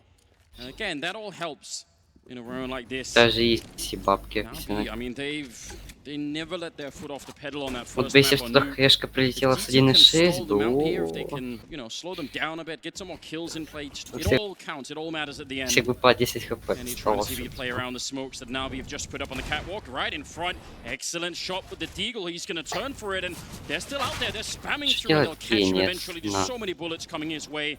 One of them was bound to connect. They're still Это waiting up there, and the ляпас smoke is going to be fading на soon. ВХ, Nice shot from это Jax. He перфекто nearly took вообще. down Simple. Can he do it one more time? He's doing so Электроника much damage, ваша. and there's a double grenade taking down Simple and Electronic, and G2. They found a way into this second round so early on. Yeah, they've pretty much won this. 15 seconds. I don't think Boomich has the ability, and he's just going to have to probably Sure. save this Mac 10, although Jax has dropped down. Обосрались. Another kill for him, 2 in the round. Between Kenny and Jax transferring over to the railing, Мо- they used Navi's можешь smoke на wall G2 against him. Kenny was able to переставить? use it. Jax was able to use it to cross over the long gap. А зачем они And again, капельки I mean, just like the засовывают в pistol эти on Navi, наушники? they have to be careful when they attack this part of the map. They're getting stalled out frequently in that same А location, типа так right at вообще the не corner, right слышно at the без boxes. этих? They've had a tough time passing in these opening 2 rounds. Yeah, Из-за that's этого really капельки. Мне worth кажется, watching out капельки for. They засовываешь, obviously чтобы feel он confident типа in с taking those капельками fights, может. but I agree, they probably should have А used the этот... pistol round for the same stall. Hope they don't do it a third time here. Ну так они, наверное, Flashbangs большие being девают, traded чтобы over the wall звука over лишнего не было. Wide swing. That's an amazing amount of distance for Boomich to run, and none of his teammates are there behind him to pick up the slack. The fact that he makes it that far on, I mean, there should have been like 2 or 3 more people fighting G2 out there. So a little bit of a messed up timing, I think, for Navi to take the swing. Well, G2 is very fortunate. Their Ну, two второй rival раунд players уже are дали. caught together. Or, excuse me, Nexa has the Mac 10, but they almost grouped up exactly for that. And Kenny has got to be so worried behind that car that could get spammed through, even with the smoke there, not providing a whole lot of cover, but he's got the scout. And just looking down, making himself as small as possible, and it's not going to work. Not for the whole time. And G2, in the interest of the overall goal of winning the round, had to just abandon Kenny S. They had to let him fall. 2 Да, to 1. Хантер стреляет, Yeah, which конечно, is по fine. I mean, пыльчике. it's not really an issue, I It's the think. right call. Yeah, it's just a scout anyway. You won't be that sad to see it go. Я тоже I think хочу. all of Ну these уже early второй раунд, rounds. слышишь? I don't know. When you lose that quickly on a Если map, не халдить and it's a было. best of 5 grand finals, I could see you sort of trying to shake it off pretty Nah. quickly, and you might even be successful in doing that. But if you can get off to a better start here in the second map, that's Что going to мне help you нравится? so much. That'll make the real difference in the end, I believe. Hunter down. Внутри карты, вон же with the сверху, Mac 10. видишь. Again, I like this. I really want G2 to reclaim a little bit of dignity and confidence in this map early on, and then we'll see how it goes. Let's try and see if you can... Трейд. Especially around 2, I mean, with the Mac 10, 4K. the bonus money, you know they're going to be unarmored, you know they can't invest into this round, so why not get Это, наверное, aggressive and see if которые не you can get хотели yourself сыграть. rich. Help the economy game early Но on. они не... A couple of kills coming хотели. out for G2, and yeah, Ну, I mean, that's a good пикнули. point as well. I mean, it is a best of 5. That first map is obviously going to sting. Смотри, Look at как этот- Boomich close up, he can find that kill. Ты видел, как он 4 прополз? HP on Kenny S, and Boomich setting a personal record in the previous map, which shouldn't surprise anyone. A 2.58 rating Мгм. is the highest he's ever had, and what a time to deliver it. It's so outrageous. Again, it matters that it's a grand final. It's so much harder to play well once you go deeper into a Сейчас- tournament. Nerves, Они сейчас get проиграют. yourself, it all makes a difference. And G2 somehow, проиграет сейчас. that's what he pulled out. What was it, 28 and 6 in the first half? In 15 rounds. Yeah. That was his score. Blink and you miss it. He That started- was a quick first half on Nuke. Forget about it though. Kenny S has the AWP. Had a nice pick in the previous round against the unarmored Glocks. Now up against AK-47s and the Kriegs, which can be so deadly. Or excuse me, one Krieg on electronic. Double up setup immediately for G2 as Amanek has one as well. Kenny S playing at the railing of the A bomb site. Amanek playing in middle. That's a Почему мне great даже shot. два Timing пикнули? peak, Это жестко. making sure you dodge the flashbang and picking off the player meant to clear the close angles. Да. And we were talking about this yesterday after the games. We wanted to have said Amelik's name a couple of more times, maybe. So that he wasn't doing anything, or that he was letting his team down. I mean, obviously, the grand finals, so everyone was doing something. But yeah, he's a great player. We want to be able to call out his name a bit more, and there was one of the chances there. Now they're pushing up. Perfecto starting to fall back. Wow, G2 actually really trying to reclaim a lot of the pacing of this game right now, even in spite of the fact that they're playing on the CT side, which normally where you're sort of waiting around and just seeing what's coming, but they're not really doing that. What a perfect timing for the push. And Hunter's going to continue. He'll be able to spot them out, especially. He might speed things up when he hears the nades and the communication from his team, and he just misses the opportunity. He wants a clean shot. He's going to tap away. He's going to get Perfecto from behind. That should stall out the attack on Catwalk. And he falls back. Not greedy, not sticking around for more headshots. That's so smart. And look at the nade damage as well. Not a lot of utility. 2 smokes and a flashbang left for Na'Vi to try and get into this bomb site, or try and do damage, but I think with 20 seconds, they might just call it all off. I don't know what other plan there could be. If you thought you could do a lot of equipment damage and they would sort of take away rifles, maybe you'd want to go for it, but it seems unlikely, and they don't really have any money themselves, Na'Vi, so G2, this is really surprising. We saw nothing like this on the entire nuke map, pretty much. Hunter sneaking in. He's flanked all the way around to find a second kill on Flamey. And yeah, they're trapped in here. Time is out. Are they going to try and run them down? If they die after the time is out, they're not going to get the loss bonus, and they'll at least make it through. But a 4-1 lead here for G2. The hard part, and for Na'Vi, as it's going to be a timeout that's called, and for good reason. We know, we talked a lot, we've been kind of joking about it through different stages of the event. It's no longer a joke now that they're in the grand final, the force buy economics that Na'Vi brings to the table. But they still have a tough decision to make here. You have the 2 rifles. You can't get rifles on your other players. Maybe you could get a Galil if you really wanted to, but I think the other plan would have to be, if you go for a buy in this round as Na'Vi, then those 3 players are going to have to drop down to maybe pistols and just get up the full sets of utility. Well, I've been in this awkward position of being the guy that's been criticizing their T sides while also simultaneously claiming they're going to win the major and the Intella Grand Slam. Yeah, that is a very fine line to ride. I know, but I found that middle spot, Jason. I'm sure of it. I feel confident. This is the kind of stuff I don't like out of Na'Vi. Now, I love it from G2. I want to give them credit for the push that they did. But in the past, throughout the tournament, you know, when they were playing in the group stage, this is what I saw so much out of Na'Vi, where they have actually specifically Perfecto playing in Upper Dark. He gets picked off, and then they don't know what to do. They freeze, and nothing else happens. So we've not seen that much from them in the playoffs, and hopefully that goes away again. But it's a round I kind of want to just put a pin in it right now. We'll see if it comes back to haunt them. Perfecto out at long. He's got some backup here. The timing for the flashbang is amazing, and they should be able to get this kill down in the pit. Jax alone. Backup is pretty far away at the moment. He's just sniping away, trying to buy a little bit of time. Kenny at the corner. If you are going to have backup, then Kenny at that range is going to be exactly what you need. And now the bomb is out in the open, and more people are going to start to rotate in. Kenny actually moving closer. He really wants to be there to help out. They're all looking at Jax. Now they know that Orb is close, and they're going to get the 1 kill. Grenade underhand through, and it explodes. Perfecto. What a great kill. A 2-on-2 now. Simple out mid. He's gotten 1 kill, and now he's opened up that part of the map, and he can actually be a nuisance. He can actually prevent G2 from rotating over towards the B bomb site. The smoke is going to slow him down. It's going to buy time for Electronic with the bomb, and now with an M4 to be able to make it to the B bomb site. This is the battle we wanted. Kenny S and Simple inside the smoke, passing each other, not even seeing it. Oh, there's Simple coming through, and Kenny turns and gets him. That is completely ridiculous. They were practically standing on top of each other, none of them knowing. If he had stayed there, Kenny, I guarantee you, Simple would have won that fight. He's inside of the smoke. It would have favored him. Now Electronic, what does he do? He's got no armor. He's got no grenades left. They still have a Molotov and an HG grenade. They could do so much to win this round. Now, it is Electronic, and he has been playing an absurd tournament himself. So many of the Na'Vi players you could put in that category. He's going to go for the bomb plant. That will give them some money to work with, and that's fine. Molotov here will force him out. The HE certainly, if he wasn't already gone, that would probably have done it. And now he needs the headshots, and he needs them really, really quickly, walking right into Hunter's field of view. Seems like he could have maybe stayed a bit more hidden. I don't think G2 are going to be worrying about anything like that. Triple for Kenny. He wanted to take the fight quickly to turn it into a one-on-one and then be able to play a bit more smarter. I think one thing to notice in that round as well for Na'Vi is they passed the Krieg. It was in Boomich's hands, who obviously had the hot hand on Nuke, so you'd probably want to keep it there. But due to the spawns, Perfecto had the long spawn. He was the first one out able to take that fight. They passed it down the line to him so that he could provide the opening out long and even give him a chance to win that round. Henry and Alex were talking about Boomich laughing on Nuke, and he's 0-0-5 right now. So the laughter is done.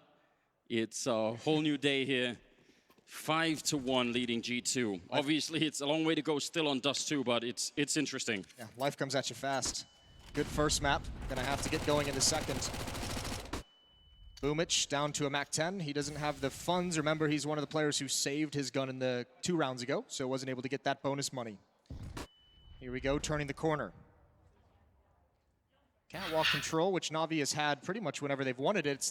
It's just that they haven't been able to do anything with it. They've been stalled out, one time flanked from behind, a couple times stopped trying to cross into the bomb site. Simple's got the op in hand now as well. Yeah, and that should frighten everyone on that G2 side. Yeah, some of the shots he's been hitting today and yesterday especially, way out of control. Hunter, he's hearing them, but Simple's right in front. The gun barrel gonna be short. Oh, he almost transfers it. Hunter through the door, and he actually gets it. I think that was the last bullet. Taking down Simple, immense fight to be winning. And Boomic, he jumps down, leaps off the catwalk to try and see if he can punish it. It's with the Mac 10. I don't think anyone's called it out. I don't think they know that he's here. You can see Hunter not even turning for it. Is that enough of an opening? Can they actually turn it with just that one kill? I think Kenny knew, I just don't think the communication registered in Hunter's brain. Jack's going to push out long, though, so retaking map control they've lost. What a bold play from Boomic. At the moment, doesn't really have too much of an impact, but it has thrown his defense into a bit of a crazy spin where they don't know what's happening. And again, another attack up catwalk, but Kenny's attention isn't there. Look at Jax, he's running miles away. He could have been here already helping out, but they had the wrong defense, so they need to win the fight. One good kill and another great follow-up from Perfecto, and they actually get the bombs, and suddenly it's a 2-on-2.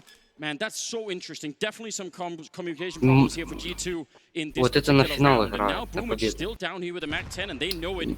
Kenny would have called that out. They get the grenade in, a little bit of damage. The Mac 10 drains for a double, and Perfecto will close the round. And Na'Vi with a second round, and I would say that's an unlikely round for them to be winning. Well, you said Boomic was 0-5. He's now 2-6, but it's not even the kills. It's just his presence in CT spawn that causes so much confusion. Kenny was worried about it. That's an op you would like to have trained on catwalk, but he was trying to help his teammates, and that's a brutal loss for G2. What a play from Boomic to throw the defense in a tailspin.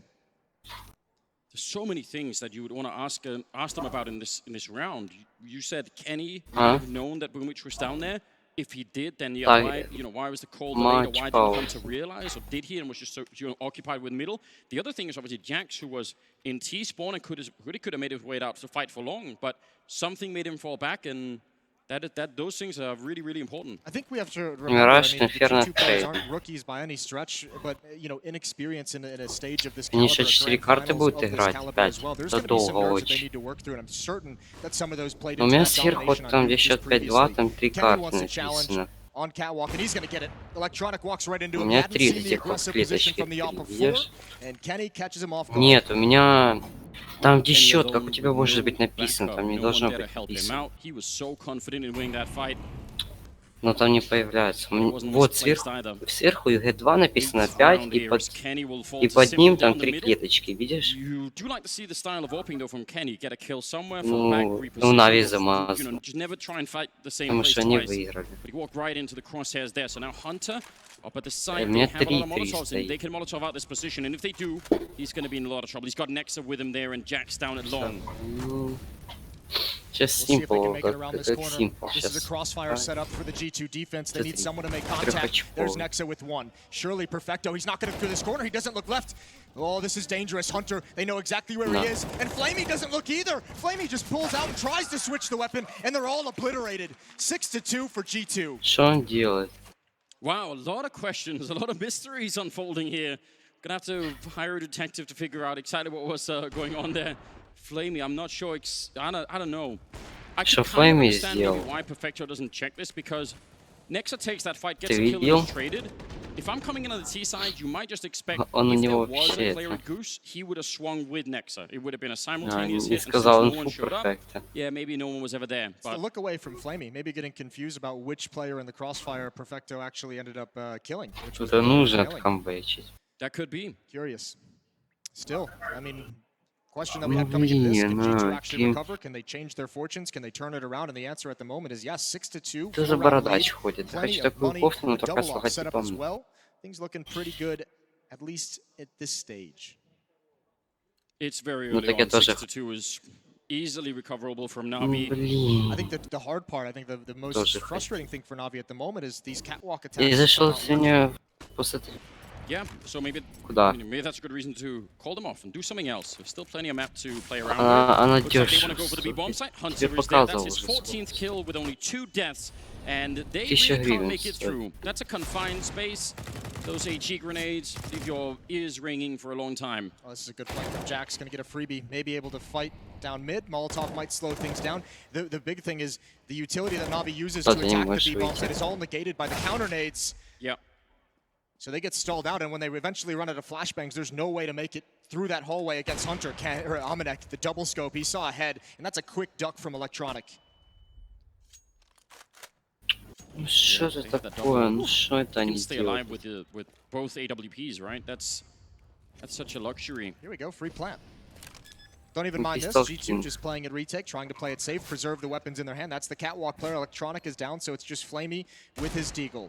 A little bit of damage onto Kenny, who can just fall away. Yeah, don't lose the orb, right? You invest into to those Сейчас 1-4 best to keep them alive for a long time. 7-2 will be the scoreline here. And now как поменять качество? Так, настройки, качество. 1080. Catwalk not working out. I think you raised the good question, is the ability to adapt. You know, I said in the pre-show, Na'Vi, they acknowledged the interview that Flamey gave in the semifinals yesterday, kind of admitting that they have some issues to work on, admitting that they have some map pool issues as well. They're playing confident, but they still got to work through issues on the fly here. So just to go through the criticism that I was trying to bring up about their T sides, right? What I wish I would see sometimes more out of them is it's a style where if they lose someone early on, they react to it immediately. You know, sometimes losing a player could be a lot of information, right? Especially if it's some sort of push from the CT side, you think, okay, well, if 2 people have decided to push catwalk or up a dark or wherever it is, you react to it, you're trying to take advantage immediately. And I think Na'Vi are slow to do that sometimes. Well, this time Electronic learned his lesson from getting picked off by Kenny S on catwalk previously. Used a flashbang from his teammate to make it in safely. Откуда я знал? Mid control for Na'Vi. This time it looks like they want to attack mid. It's Nexa to immediately challenge, and Boomich is forced away. Again, counter utility from G2 is stalling out all of Na'Vi's initial moves across the map. But that means they're going to be running low. 4 flashbangs and 1 smoke for the G2 defense. А что, на ножика нет? Oh, wow, you're right. At a minute as well. На нож у него That is есть. so early to be out of grenades, especially when you've been winning Ну, this ну much. да. That's a little bit of a Продал. concern, I think. It's obviously great with a double orb in the sense that maybe you can actually Не put them может. apart before they get close to a site, but if you can't and it bomb goes down, you're going to wish you had at least 1 more smoke in here. You perfecta And he's было. setting up, but I think they're surely going to be flashing him away. G2's nervous. I think they're expecting a switch up in the defense. You have Nexa playing in CT spawn, so Kenny's got to play towards long. This is going to leave the A bomb site a little bit understaffed.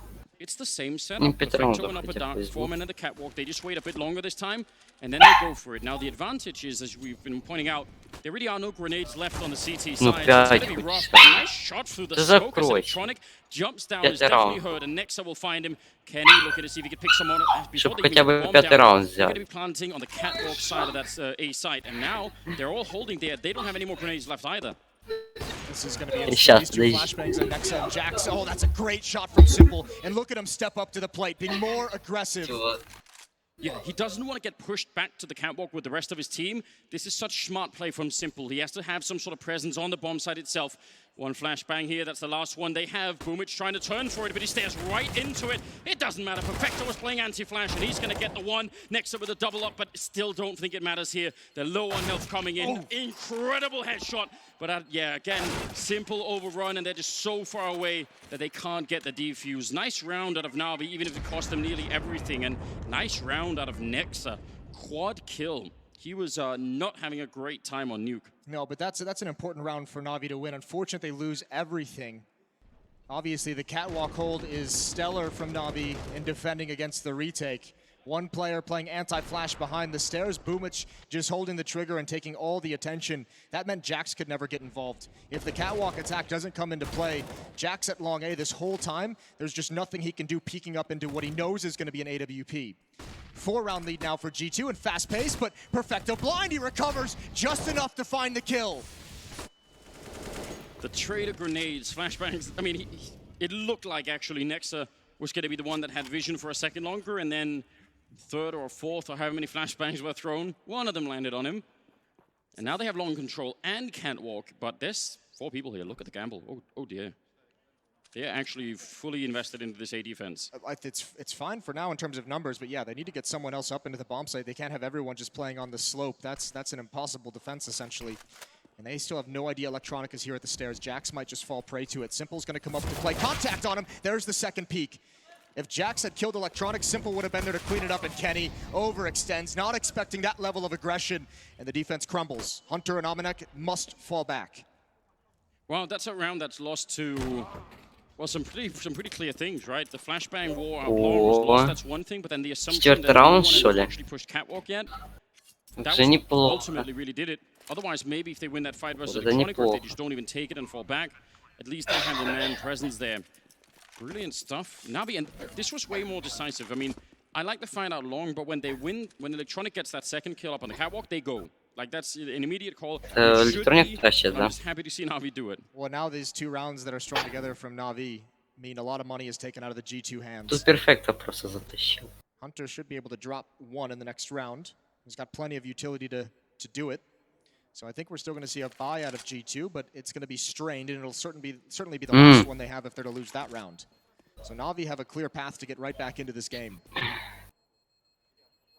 There's something fascinating about the fact that we've been criticizing them for going for that catwalk play for a long time, and they just sort of keep doing it, and eventually it turns around. So maybe they've seen something in all the executes that we just haven't seen, or some feeling that they have that actually, I mean, it's not the same execute every round or anything like that. There are variations in this. I mean, this time, obviously, most of it was the long presence. Yeah, it wasn't even an execute, right? It was just we're taking all the advantages that we get. Normally, they're stalled out trying to turn the corner, trying to turn right into the bomb site. But you could understand why maybe they would be trying to stay away from catwalk for a while, you know? Maybe just let it breathe.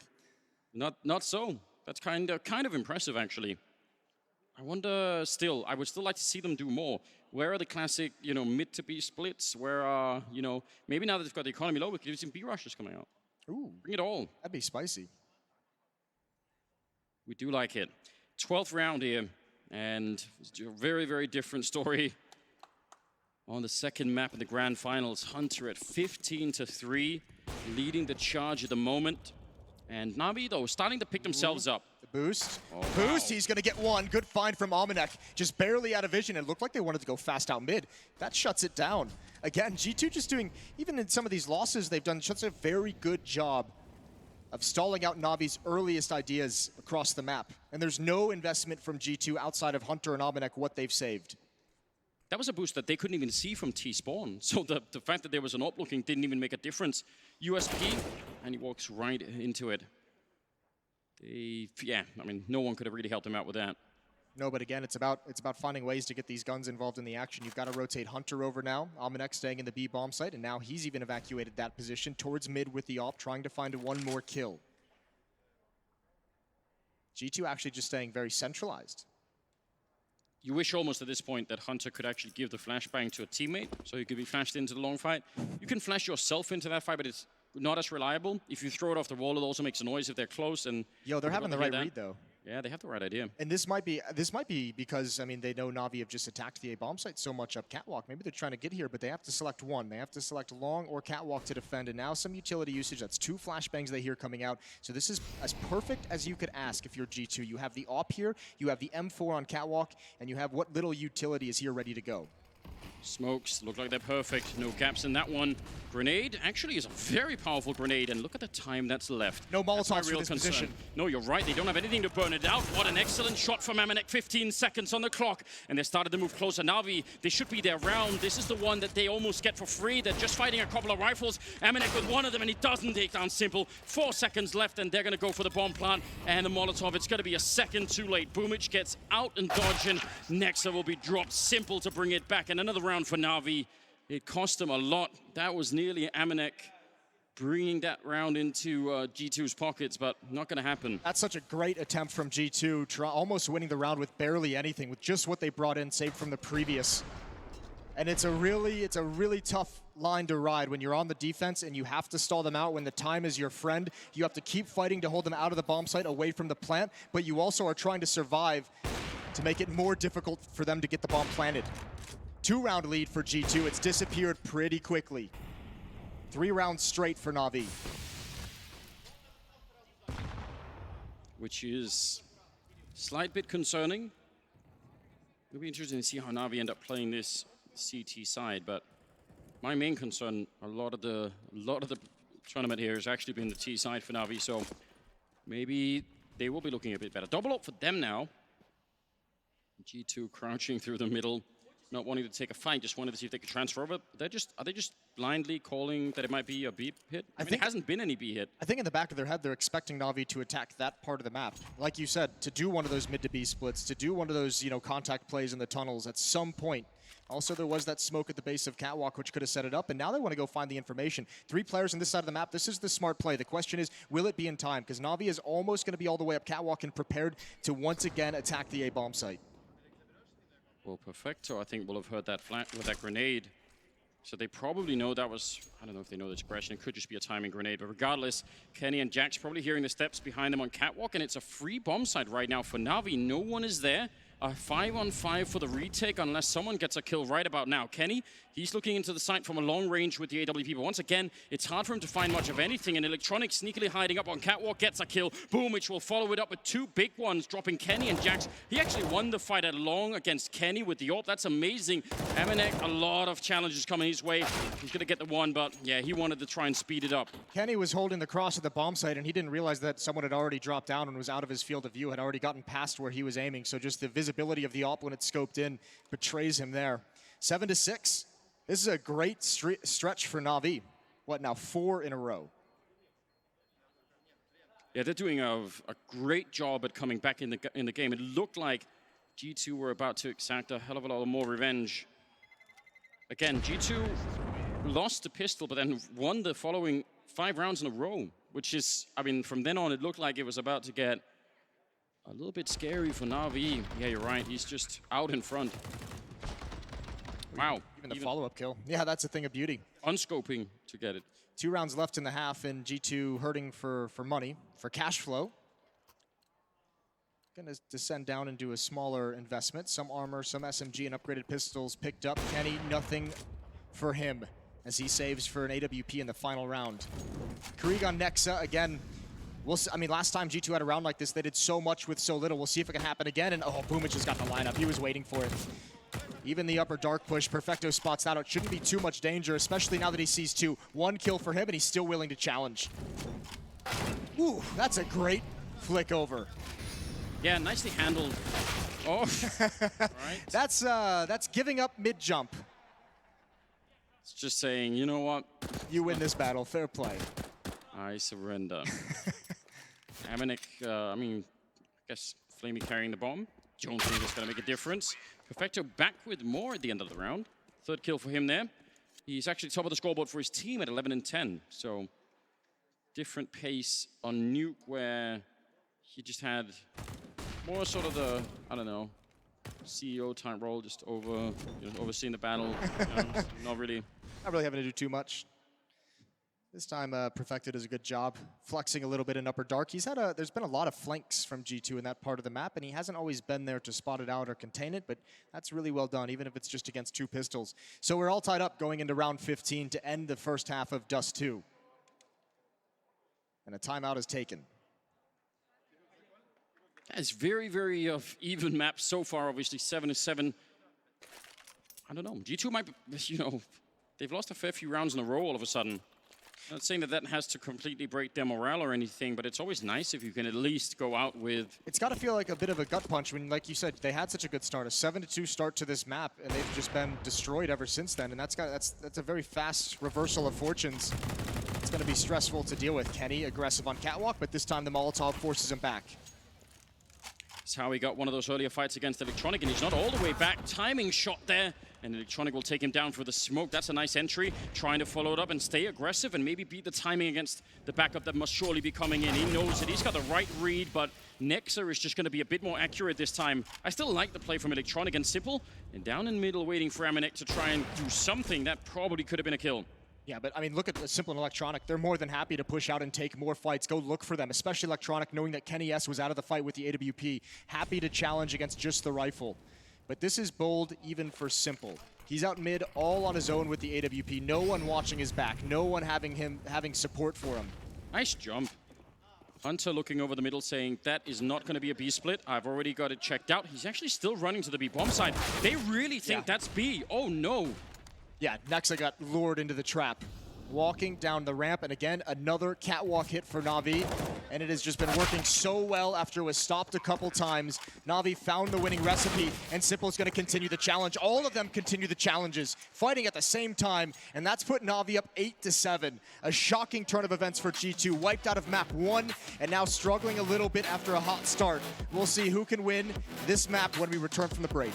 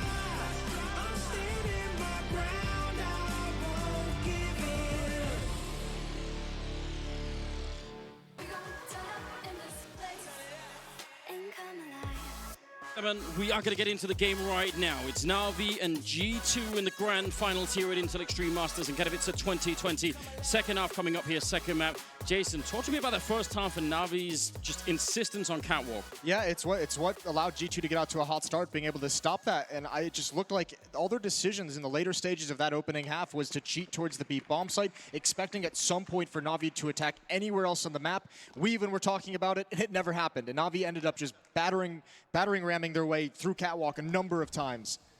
Seems ridiculous that going the same place all the time could actually be a mind game, but somehow it was. Congrats, they played themselves. Yeah, they really did. Simple being forced back, and here comes the hit. 4 men running catwalk for G2. They say, all right, if you want to fight catwalk, then we'll bring that same flavor out now early on. And Simple is actually, oh, I was going to say, if he keeps running, they're right on top of him, and he knows he can't actually do anything to stop it here. Maybe snipe away a headshot, but he's going to have to wait for some teammates, or maybe just go for one of the jumps. He's still looking for it, turning around. He's pretty quick about it too. Now backup is being called in, and Boomich lands a headshot at range. The bomb is down, but they got to take a deep breath here, G2. Don't give this one up.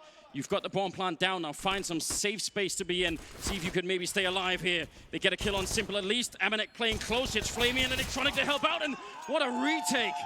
I think Simple just, they thought they could take him down. They thought, all right, if he's going to be that aggressive, we'll punish him. And then they were all spread out and open. Yeah, and also his aggression and his presence there right at elevator just forces the G2 players to peek from the bomb site, which is exactly what Na'Vi wanted in that retake, because that was the best fight they could have, peeking up on the ramp when you kind of try and peer down the ledge. Also, you have to say, big fight at long from Boomich. He did a great job. He was gushed by Kenny S early on. He ended up getting the kill down at 1 HP, but the fact that he's able to stay alive and swing with his teammates when all the attention was elsewhere was perfect. Na'Vi communicating and playing as a unit very well. It's 7 rounds now in a row, going back into the first half for Na'Vi. Yeah, that's going to be an uncomfortable feeling, one they're maybe slightly used to from that nuke map, and one you don't want to revisit. Could have been a big opportunity there for Kenny. Even getting the tag would have made a big difference. Got 2 creeks in play, so G2 are actually very dangerous in this round. If they find an opening, it could turn in against Na'Vi pretty quickly. And they're going to have to rely on those creeks to win some heads-up fights. Only 1 smoke, 2 Molotovs, 3 flashbangs to utilize for G2 to get into a site. So you're going to want those creeks to do some work. Molotov to clear the close right corner. Burn anyone out of position, see if there's any kind of a reaction. And for the moment, there's nothing. Electronic is going to be the one it looks like to be challenged at railing. He has got no grenades, but that M4 of his has been just tremendous so far. Well, it's going to get put to the test against the Krieg. Krieg against M4 is exactly what Jax is going to enjoy the most. And he was so good yesterday in the semifinal at finding entries. Electronic now trying to find information, tagged by the scout. Just a little bit. There's the fight, but not accurate just yet. Flashbang comes in, and Jax has 2. That's what he delivered yesterday. They got G2 into the grand finals in the first place, and I think Na'Vi just has to save. Yeah, it's not worth it. And what they save isn't even that impressive, is it? That M4 is going to be picked up. But yeah, 2 MP9s and a FAMAS there on the Na'Vi side. Not that much equipment to work with. And that worked out really well. There is a bit of an issue, I think, when you go for those repeaks at that A ramp, if you're Electronic, he's flashed into the fight. But if they already have the pre-fire there, it's a bit of a coin flip if you're just going to walk right into a bullet. Yeah. It's great if you don't and they're all flashed, but I've seen it, we've seen it a fair few times now where people actually just do that. You've seen some things. Seen some things. Well, nice round. G2 pretty early on here in the second half. Jax just went down with a bomb. So it's not the biggest deal in the world, but it does leave a Krieg on the floor. So shows his commitment, I think, really. He's like, listen, I'm the captain. I'm going down with the bomb site. It's not making sure, absolutely sure nothing goes wrong. Misreading his HP and his nearness to the explosion. 9-8, so close again. When a game starts out like this, I mean, it was hard to talk about, I think, for Alexandria or Nuke because it was so one-sided that it never really featured that much. But when the game is 9-8 like this, it's very likely that the economy will be one of the things that decides which team will ultimately be able to make it to 16 first. And that's going to be interesting to see. Amanek and Hunter out in the middle and dropping Flamey, continuing the fight. It's a pretty good return there for Electronic, which is the CC at range. But oh, coming through is Simple with a headshot on Amanek. That's so brutal. Yeah, well, Amanek wanted to be a little bit greedy and pick up that Krieg. He got punished for it. Simple now close to the doors. There is a Molotov on Nexa if he wants to throw it to clear it out, just like the previous round.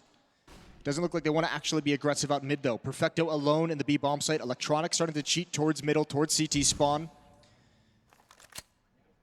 Just to pick up the FAMAS, but he's got to get back towards the railing. And again, Electronic with 8 HP might have a really tough task on his hand, just like the previous round, defending against this catwalk hit. There is a Molotov as well, if Nexa wants to throw that behind the railing. He's throwing it right on top of Electronic. Yeah, need to back on out, don't take any damage. Simple, we'll find another kill next. I think there was 3 people shooting at that moment. He even gets the headshot on Jax. And Kenny, 1 versus 3, 40 seconds. It's going to be almost impossible. And Simple will find the quad kill here. Low on health since the first fight. And still picks up 3 more kills after that. And Na'Vi, I mean, that was aggressive from G2 out the middle, and it just doesn't work out for them. No, they got stalled out. It's hard just a little bit because of the aggressive way that Na'Vi kind of tried to get that position back, right? They threw a couple players at it in CT spawn. I don't think G2 was expecting that kind of presence from the defense that early. And obviously Simple with a stellar round, starting with the Deagle headshot. 10-8 with Na'Vi in the lead. Looking to go up 2 maps. They just need 6 more rounds. 1 AK-47 and 1 Krieg. They're on Hunter and Amanek. And then Deagles for the rest of it. And we'll see. Dust 2 is a freaky map in the sense that you could use those Deagles at range easily and get some pickoffs. Grenades might be kind of a different issue for them. So if Na'Vi can stall out this round and slow play it, make sure you don't really allow for them to get those early fights. Should be a slightly better scenario for them, at least. G2 still very spread across the map, so they're starting to probe into B tunnels, but this isn't a commitment. I think they just want to try and find a pick, and unfortunately, they're going to find some nade damage. A lot of nade damage. Jax is brought down to 67. Hunter looking for a reaction on the other side of the map. There's only the AK-47 on Hunter and the Krieg on Amanek to pull him through this.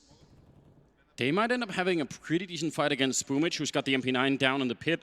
If they could do it quick enough before Electronic can react, it's great. If they wait too long, Electronic will turn with that flashbang. Yes. And then the MP9 is going to be amazing. So I think that's the timing we're looking for here. If they can take him down before the flashbang comes through, then that's great news. A little bit of time being bought. Here comes the flash. Oh, actually, yeah, he turns for it. Not going to try and peek behind it, but then there's only 25 seconds. So even if they win the fight now, I don't think it's going to be quite enough time. That's a lot of damage being output from Spoomage. Gets the assist there on Hunter. And they managed to cool it down here. Simple just tracks while spraying, gets a couple extra kills as well. Amanek and Jax want to save these guns, but they're going to get no money. G2's really hurting for cash. Their economy is in an awful state at the moment.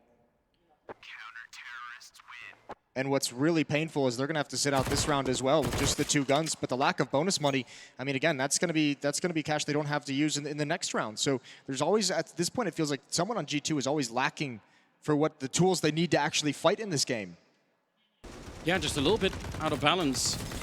there's also not that much time. I like Boomich just playing that one smartly in the sense of falling back. I think he could have gone for the fight maybe behind the flashbang, but he just looked at the clock probably and said, you know what? It's also, I mean, I think they got out long much quicker than he expected in the MP9. He just didn't want to take that fight perhaps. Electronic hears the Molotov extinguish, decides not to swing. That's a disadvantage. He goes back for it though, and that's why. Flashbang, even blind, Amanek already had the lineup. Kenny charging, not checking the car, and Boomich, oh, he's holding the trigger, wants to go for a double, and they'll have it as well. Simple showing up, and Boomich, what a nice triple kill with an MP9. He is so good with that weapon, and always has been. Hunter now, yeah, he wanted to be the late flanker for the eventual long hit, and never got the chance. I think G2 is getting a little bit away from themselves in this game so far. That is them like thinking they're 10 steps ahead, not clearing this corner. Everyone's committed at long. With 1:30, everyone's just trying to rush and get up. You still have those two weapons. You have the opening pick. Could have slowed things down, but missing some of the details, missing some of the fundamentals, and that's given Na'Vi not just a huge lead, but the other side of the coin to go back to the economy is, I mean, there's not even a lot of damage being pumped out into Na'Vi's defense, so they can afford to rebuy every single time. We haven't even seen Simple have to drop down to the AWP. He's having a great time with the Krieg. Living the dream. I mean, it isn't even much of a difference, is it? I think Alex was talking about, you know, Simple yesterday, dropping the op to go to the Krieg even against Astralis just because they were having such a fantastic time. They got two of them on that CT side, which is an absolute problem that they're going to have to overcome. Now, they don't have a lot this round. Some flashbangs, always worth trying something with. But Na'Vi, yeah, they're going to have a great lead, and that economy is going to be hard to take away all of a sudden. It took a long time for Na'Vi to figure out what the key was, which apparently just was going catwalk all the time. But G2, they don't have much of that time left here themselves. Yeah, no more time for experimentation. And again, another round where they're fighting with 5 pistols. Some armor, 2 flashbangs. I don't think that's going to do a whole lot, though. Simple throws out the smoke. That's a team nade. You can see him a little bit frustrated in the picture as well. Attempted rocket boosting. Just shaking his head. I mean, if they can laugh that off, then it means they're on a good track. Does peek into it, gets dinked, falls back down, and he's somehow still alive. Electronic making up for the team damage by getting a nice triple kill. Okay, certainly at this point, if you're G2, you just say, Simple and Electronic both have Kriegs. They're both playing at the A bomb site. Let's not go there. Let's go to the other side of the map. This is not going to be a winning recipe. He was still alive at that point, too. It didn't even really do all that much damage. He looked way more annoyed than I was expecting. No. Well. Tense situation for everyone, even when you're winning on the grand final stage in the Spodek. 13-8 lead. It's so amazing they've managed to turn it back into 13-8. It was 7-2 at one point. Yeah, 11-1 run. But G2, just for those who are not paying attention. They're pretty quick on the catwalk. Amanek has been running through Upper Dark just to make sure no one is there. They clear the corner, and Simple is the one holding the A-bomb site. So if they manage to win the fight against him and the timing, they nearly catch him. Now, if they keep pushing, they're on top of the Molotov. Electronic is there, and they go back to try and fight that duo. And so far, they don't come out on top. A monstrous grenade on top of Amanek and Nexa. And he's just calling it in, Simple. He loves this fight right now. Can just buy time for the team to get here or set up for more executes. Oh, that has actually looked like they were both flashed. They still win the fight. And it's a 3-on-3. Boomich, pretty quick up catwalk. That spray as he's falling back still dinks Amanek. And Nexa in a 1 versus 3. Na'Vi are such a good CT-sided team on this map, and it's showing right now. Nexa turning. He needs 2 more headshots. There's the one. The follow-up, and he gets it! A great triple here for the captain of G2. Will buy them a 9th round. That's a god-tier performance. Not just the shots, but G2 was looking lifeless. They were looking done and out of this map. That might be what they need to at least give them a bit of energy moving forward. You've also taken the Kriegs away from this defense, which have just been so deadly. What a stellar job for Nexa. Actually a miracle. He's got nowhere to hide. All he could do is just hope that they don't peek him at the same time. And he gets the timing down right. No shot connecting there. A similar start here for G2, just slowly across the map. Here's the op in Simple's hands, though. He's finally gotten it. Kenny S has one as well. Simple playing at a very small angle through double doors, does not want to get flashed off the angle, but wants the information. Holding it for the moment, spam coming through, just narrowly missing. That is so dangerous when the orb is on the other side like that. Boomich at long alone though. Kenny also has to be really careful here. Slightly wider angle, and that could have been the end of Kenny. Now Simple needs to reposition. Takes his shot, shows his hand in middle. Falls back. Hunter and Jax might have been able to hear the footsteps, might be able to have the information that someone rotated back. We'll see if they can make the decision that it's Simple, or at least get the information that it's the AWPer, as Electronic is the one to rotate towards mid now. Yeah, switching it up a bit. Simple just in a great spot here. They do have at least a fair few grenades, including that one Molotov that can make his life really tricky. This is an A-split. It is, and if they win the fight against Boomich out long, suddenly Electronic and Simple, that duo has been able to stand up to a lot historically, but this is a pretty tall order. I think a lot of this is going to be riding on Boomich and whether or not he can beat this fight against the MAC-10 and the AK-47. He turns for it here, 20 seconds. They Molotov their way onto the site. Electronic is already gone, and that leaves Simple very much alone. Boomich about to be shot in the back, and there it is. Long range for Simple, and that was all he could do. It's still impressive with those 2 kills. 9 seconds, and the bomb will go down, and that's a beautifully timed A execute. And I'll tell you what, the fact that they execute the long part of that push so late is why Boomich is not thinking about it. It's also the kill on Electronic that forces Boomich to rotate back and actually try and help Simple, but he didn't even consider long at that point. He was fully committed. And that is the Dominoes, that is the A defense at times. So G2 now at double digits, 10 rounds, just 3 behind Na'Vi. This time it was 2 people going long for the flank. Sometimes it could be just 1, but whether it's 2 or 1, it's such a strange art form to know when to go for that push. And there are some players that feel and the read. Yeah, just, you know, if you do it too soon and you know, Boomich just takes 2 kills, suddenly you might lose the round, or probably will lose the round. And if you get the timing right, yeah, it's perfect. All right, well, the money on Na'Vi not looking great at the moment. Good entry from Nex. I mentioned that was the kill that kind of took Boomich's attention away. Good adjustment from Simple, but no way you were getting both of those. Oh, and again, by the way, just the difference between having 2 or 1 long. Imagine if it was only 1 and Simple takes him down like that. Yeah, that's a good point. And then all of a sudden he's still live with an AWP. Well, they pass him a new one. Flamey and Boomich on pistols. They buy, actually, it's pretty dangerous buy. And obviously, if you can get the AWP in Simple's hands, why not just go for it? There's still cash behind this too, so Na'Vi not fully invested in this round. Let's see if it pays off. It is hard to argue against. Hunter takes a grenade down there in lower dark. They're setting up over at long. Boomich here with the CSAT 75 close range could be very scary. It's hard to put a flashbang that actually connects with him in any reasonable fashion here. He walks right into the shot. Jax, pretty good opening there. And now Electronic and Simple. Simple doesn't really want to actually go catwalk. He could have maybe tried to escape to stay safe, but much like he normally does, he's going to go and fight instead. Flamey is down, Simple's ready and waiting and almost walking into the angles. Oh, Kenny, that is a quick shot. I don't even know how he saw him. Through the scope, obviously. With his eyes. With his eyes, yeah. Electronic gonna, ooh, that's the bomb, and that actually easily could have dropped down onto the elevator. That could have been a disaster. Unfortunately for Perfecto, he's the last one left. I think it's that whole left angle, right angle peak for Simple and Kenny S that made it so easy for Kenny. Looked fast from our point of view. And Perfecto's gonna get away, but he's already being hunted by Hunter. Haha. He does that a lot. I feel like it's... I often end up saying something similar, and I think, you know what? Maybe he is role-playing that part. You're like, oh, I didn't mean to sound like an idiot, but it's just the way it works out. 11-13, G2. Bit of a comeback, and they're starting to build some momentum. They've at least stopped the monstrosity of a run that Na'Vi was on. They have 3 in a row themselves now, and that round they survived with 4 players alive. Wow, there was way more, yeah. You're absolutely right. That was the left-right situation. Now, they take all the rifles away. Let's not underestimate that part either.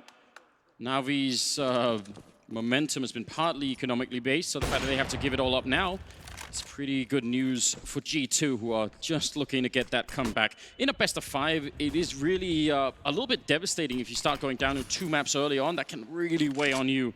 You want to at least get 1 map on the board so you know you can keep fighting and get another shot at it. And also just especially because you got wiped out of the server on Nuke.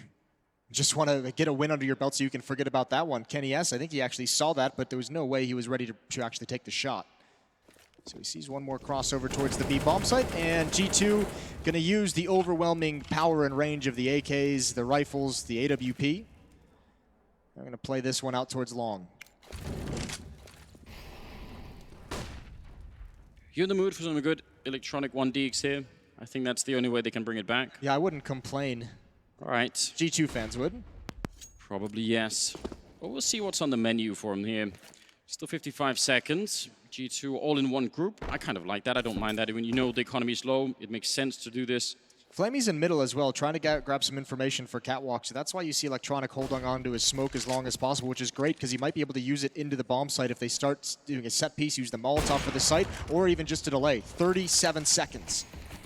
Don't know if there's a gap, but hopefully not. That's a common mistake, even at a high level, that people... Oh, there is a gap. That's the one thing you just can't afford. They're crouching past, they line up. Oh no, Boomich! Big kill on Jax, 25 seconds. They take down Electronic. That's a tiny little mistake that could easily cost them the round. If Boomich gets 2 kills, Electronic could swing wide, and suddenly it can all crumble. But the bomb will go down instead, and it's looking a bit better here as Hunter will take down Flamey, and some grenades to buy a bit of time. They're looking like they've recovered the scenario, G2. Don't want to see that ever again. Not here on Dust 2 in this grand finals. Boomich will get dropped, but oh man. Listen, the crack is one thing. It's hard to exploit if a team is executing across long at a fast pace, but they were trying to do it quietly, crawl and walk, and that makes it an easy shot. And if Electronic had been able to get 1 kill, only 2 G2 members were leading that charge, that would have slowed everything down. That could have been, you're exactly right, the round. That might have even been probably close to a double in some sense. 13-12. I like this G2 staying in this game. And remember, let's go back. Powered by Nexa. The clutch from the captain, the 1 versus 3 that he had to win to get this started. It's given them a new breath of life. Nexa and then Hunter, obviously. The duo that has utterly revitalized this team in a fashion that honestly is hard to explain, but it's been a magnificent story to follow. 22 and 14 on Hunter right now, only slightly outdone by Simples at 23 and 16. And we're going into round number 26 right away. Economy back in the hands of Na'Vi, though, yeah, still with the AWP on Simple, not the double orb at least, but see what it could do. We've been hyping it up for a bit, haven't seen it that much here on the CT side. Might get a chance to. Kenny is sneaking through the smoke in middle. That is not the style we've always seen out of him, but it's great to see this version right now. 26th round, and he is just taking the fight. He's got some backup in here as well, looking for it, and they know. Now, are they going to react, G2? Do they want to go quick, or do they just want to fall back? I'm pretty sure Flamey saw them. I don't know if they're going to commit to this with 4 players in middle. Jax might bail out and go towards Upper Dark to join Amanek, but Kenny is still looking for someone to go for an information play. A lot of utility used by Na'Vi to slow this down, a lot of utility used by G2 to keep hold of this portion of the map, and they just want to give it up. They didn't see anything they wanted. They also hadn't cleared out Catwalk, so if they go quick and Electronic, which he kind of was, is playing close Catwalk, that's so dangerous. I think they re-execute in a mid to B split or just towards the B bomb site, but they force a lot of utility out for the Na'Vi defense just by having that presence and that pressure at the double doors. They have 1 smoke here, G2, to try and get into it.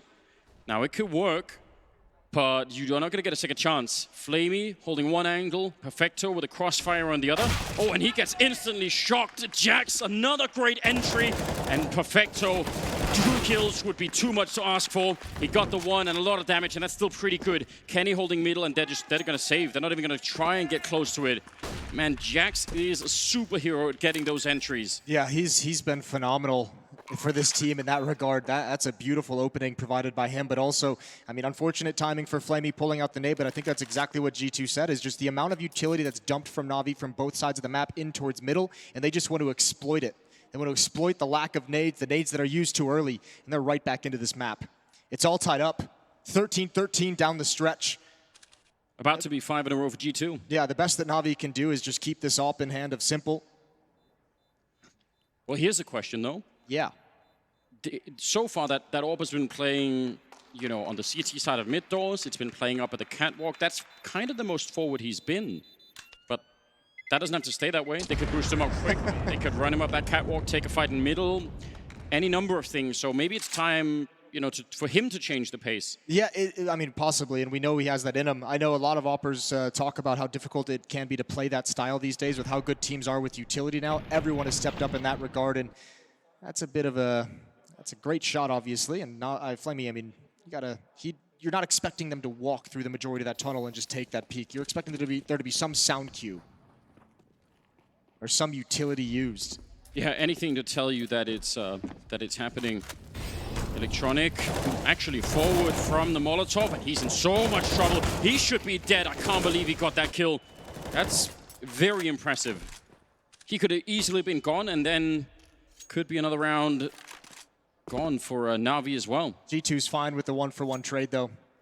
Jax is the entry fragger as well, so he's going to be no stranger to getting picked off first. Simple now has to stay pretty much planted at this A bomb site, and there's not really any way for him to get aggressive here.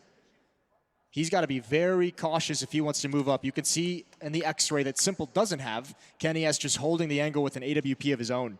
All of G2 is lined up for this catwalk hit, so let's see. Simple, what have you got at 13-13? Well, see if he can even beat the grenades here. Going to be raining down all across him. 55 seconds, they jump down now, they're right on top of him. If he misses one more shot, they'll absolutely take him down. And I don't think he knows there's a second player there right around the corner. But Boomich from long will help him out. Amanek nearly made it ways with the smoke. 45 seconds, a missed chance, and he's low on health himself. The bomb is down, and it's a 2-on-4. And G2, how can they defend this? A jumping shot will get his face blown off. Nexa quick with the AK-47. And now 2-on-3. Nexa and Kenny, can they pull one more miracle here? It's Flamey to get the kill, and Nexa alone. They're all shooting at him, and he can't stand up to it.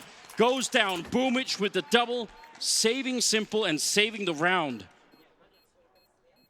That's great defense. That is just so crazy. Simple able to survive in that situation. Boomich saving his life from long was the critical kill. You're right. Simple never saw the second player jump down, or I guess the first of the two players to jump down. This is just Simple winning in a different way. We know him for his highlights, his incredible shots. This is just him staying alive as long as possible, being a nuisance. 14-13, Na'Vi have a 1-round lead. Such an important frag from Boomich out at long. Double up setup as well, and it's not in Flamey's hands, it's in Boomich. He's gonna have that towards long. Simple has his as well, and they're both gonna be backing away.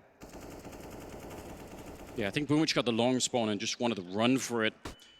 Oh, this is unbelievably dangerous now. There's one Molotov. I don't know if he's going to have a teammate maybe backing it up, but they're shooting through the car windows. They still don't know. They might think this is clear now. That's a mistake. Nexa gets one. A follow-up from Simple. They thought they had it cleared out. They thought they had already done the homework there, and he punishes them right away. 3 versus 5 now. They should be able to get rid of him. They have another Molotov. There should be no way that he could stay alive in this corner. But look at how much attention and just utility he's grabbing.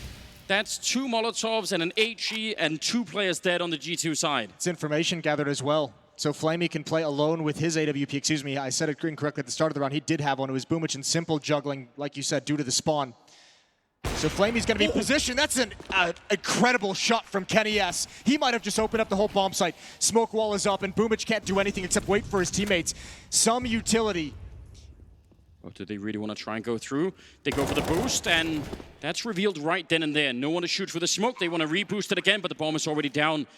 They had this round. Simple had already given it to them, but now they might be in a little bit of trouble here. The smoke is finally going to be fading, and they have one of their own to try and block out long, but they don't know about that car yet, and that's an issue. Perfecto lining up. Could have been a huge double kill. Now Hunter falling back with the Krieg. He's solo on health again. He's going to have to try and look for headshots, and that is a great run. Instead of doing it one at a time, they just decide to speed it up and go for it immediately. They already lost in that kind of a battle one time when they took it slow against Nexa. That's what got G2 back into this game. So this time they just get highly aggressive. Plant is going to help out. G2 has plenty of money to buy, but they got to win 2 in a row to force us into overtime. Na'Vi looking to go up 2-0 in these grand finals. Simple delivers early on, but a lot of pressure still applied from G2 thanks to this shot right here. That's a thing of beauty. So well done. Yeah, that looked like it could have been the round. I don't know what happened to the guy. I guess someone was watching it, which is really heads-up play. Yes, I think Kenny took a peek when the contact began, took a shot, and Flamey just fired right back through the window and got him. It was a spam shot for sure. So what a difference that makes. They get the long control, but that doesn't always lead to any kind of a win here. They're all out here. I'm actually getting scared. If you take long control with 5 people like this, the longer you stay, the more you're going to get paranoid about whether or not they're pushing upper dark or looking down middle in some way. They don't see anyone. You can end up in a pretty bad situation here if you don't actually execute on this fairly early on. Simple. Flashbang is out. He's got the reaction. He's got the reaction he wanted. That's going to let him know how close they are. There's the smoke wall being put up, but I don't know if G2 wants to go for this just yet. They might just have to. They have no more smokes. They have to use these to cross. It all comes down to this. Yeah, they don't have a choice.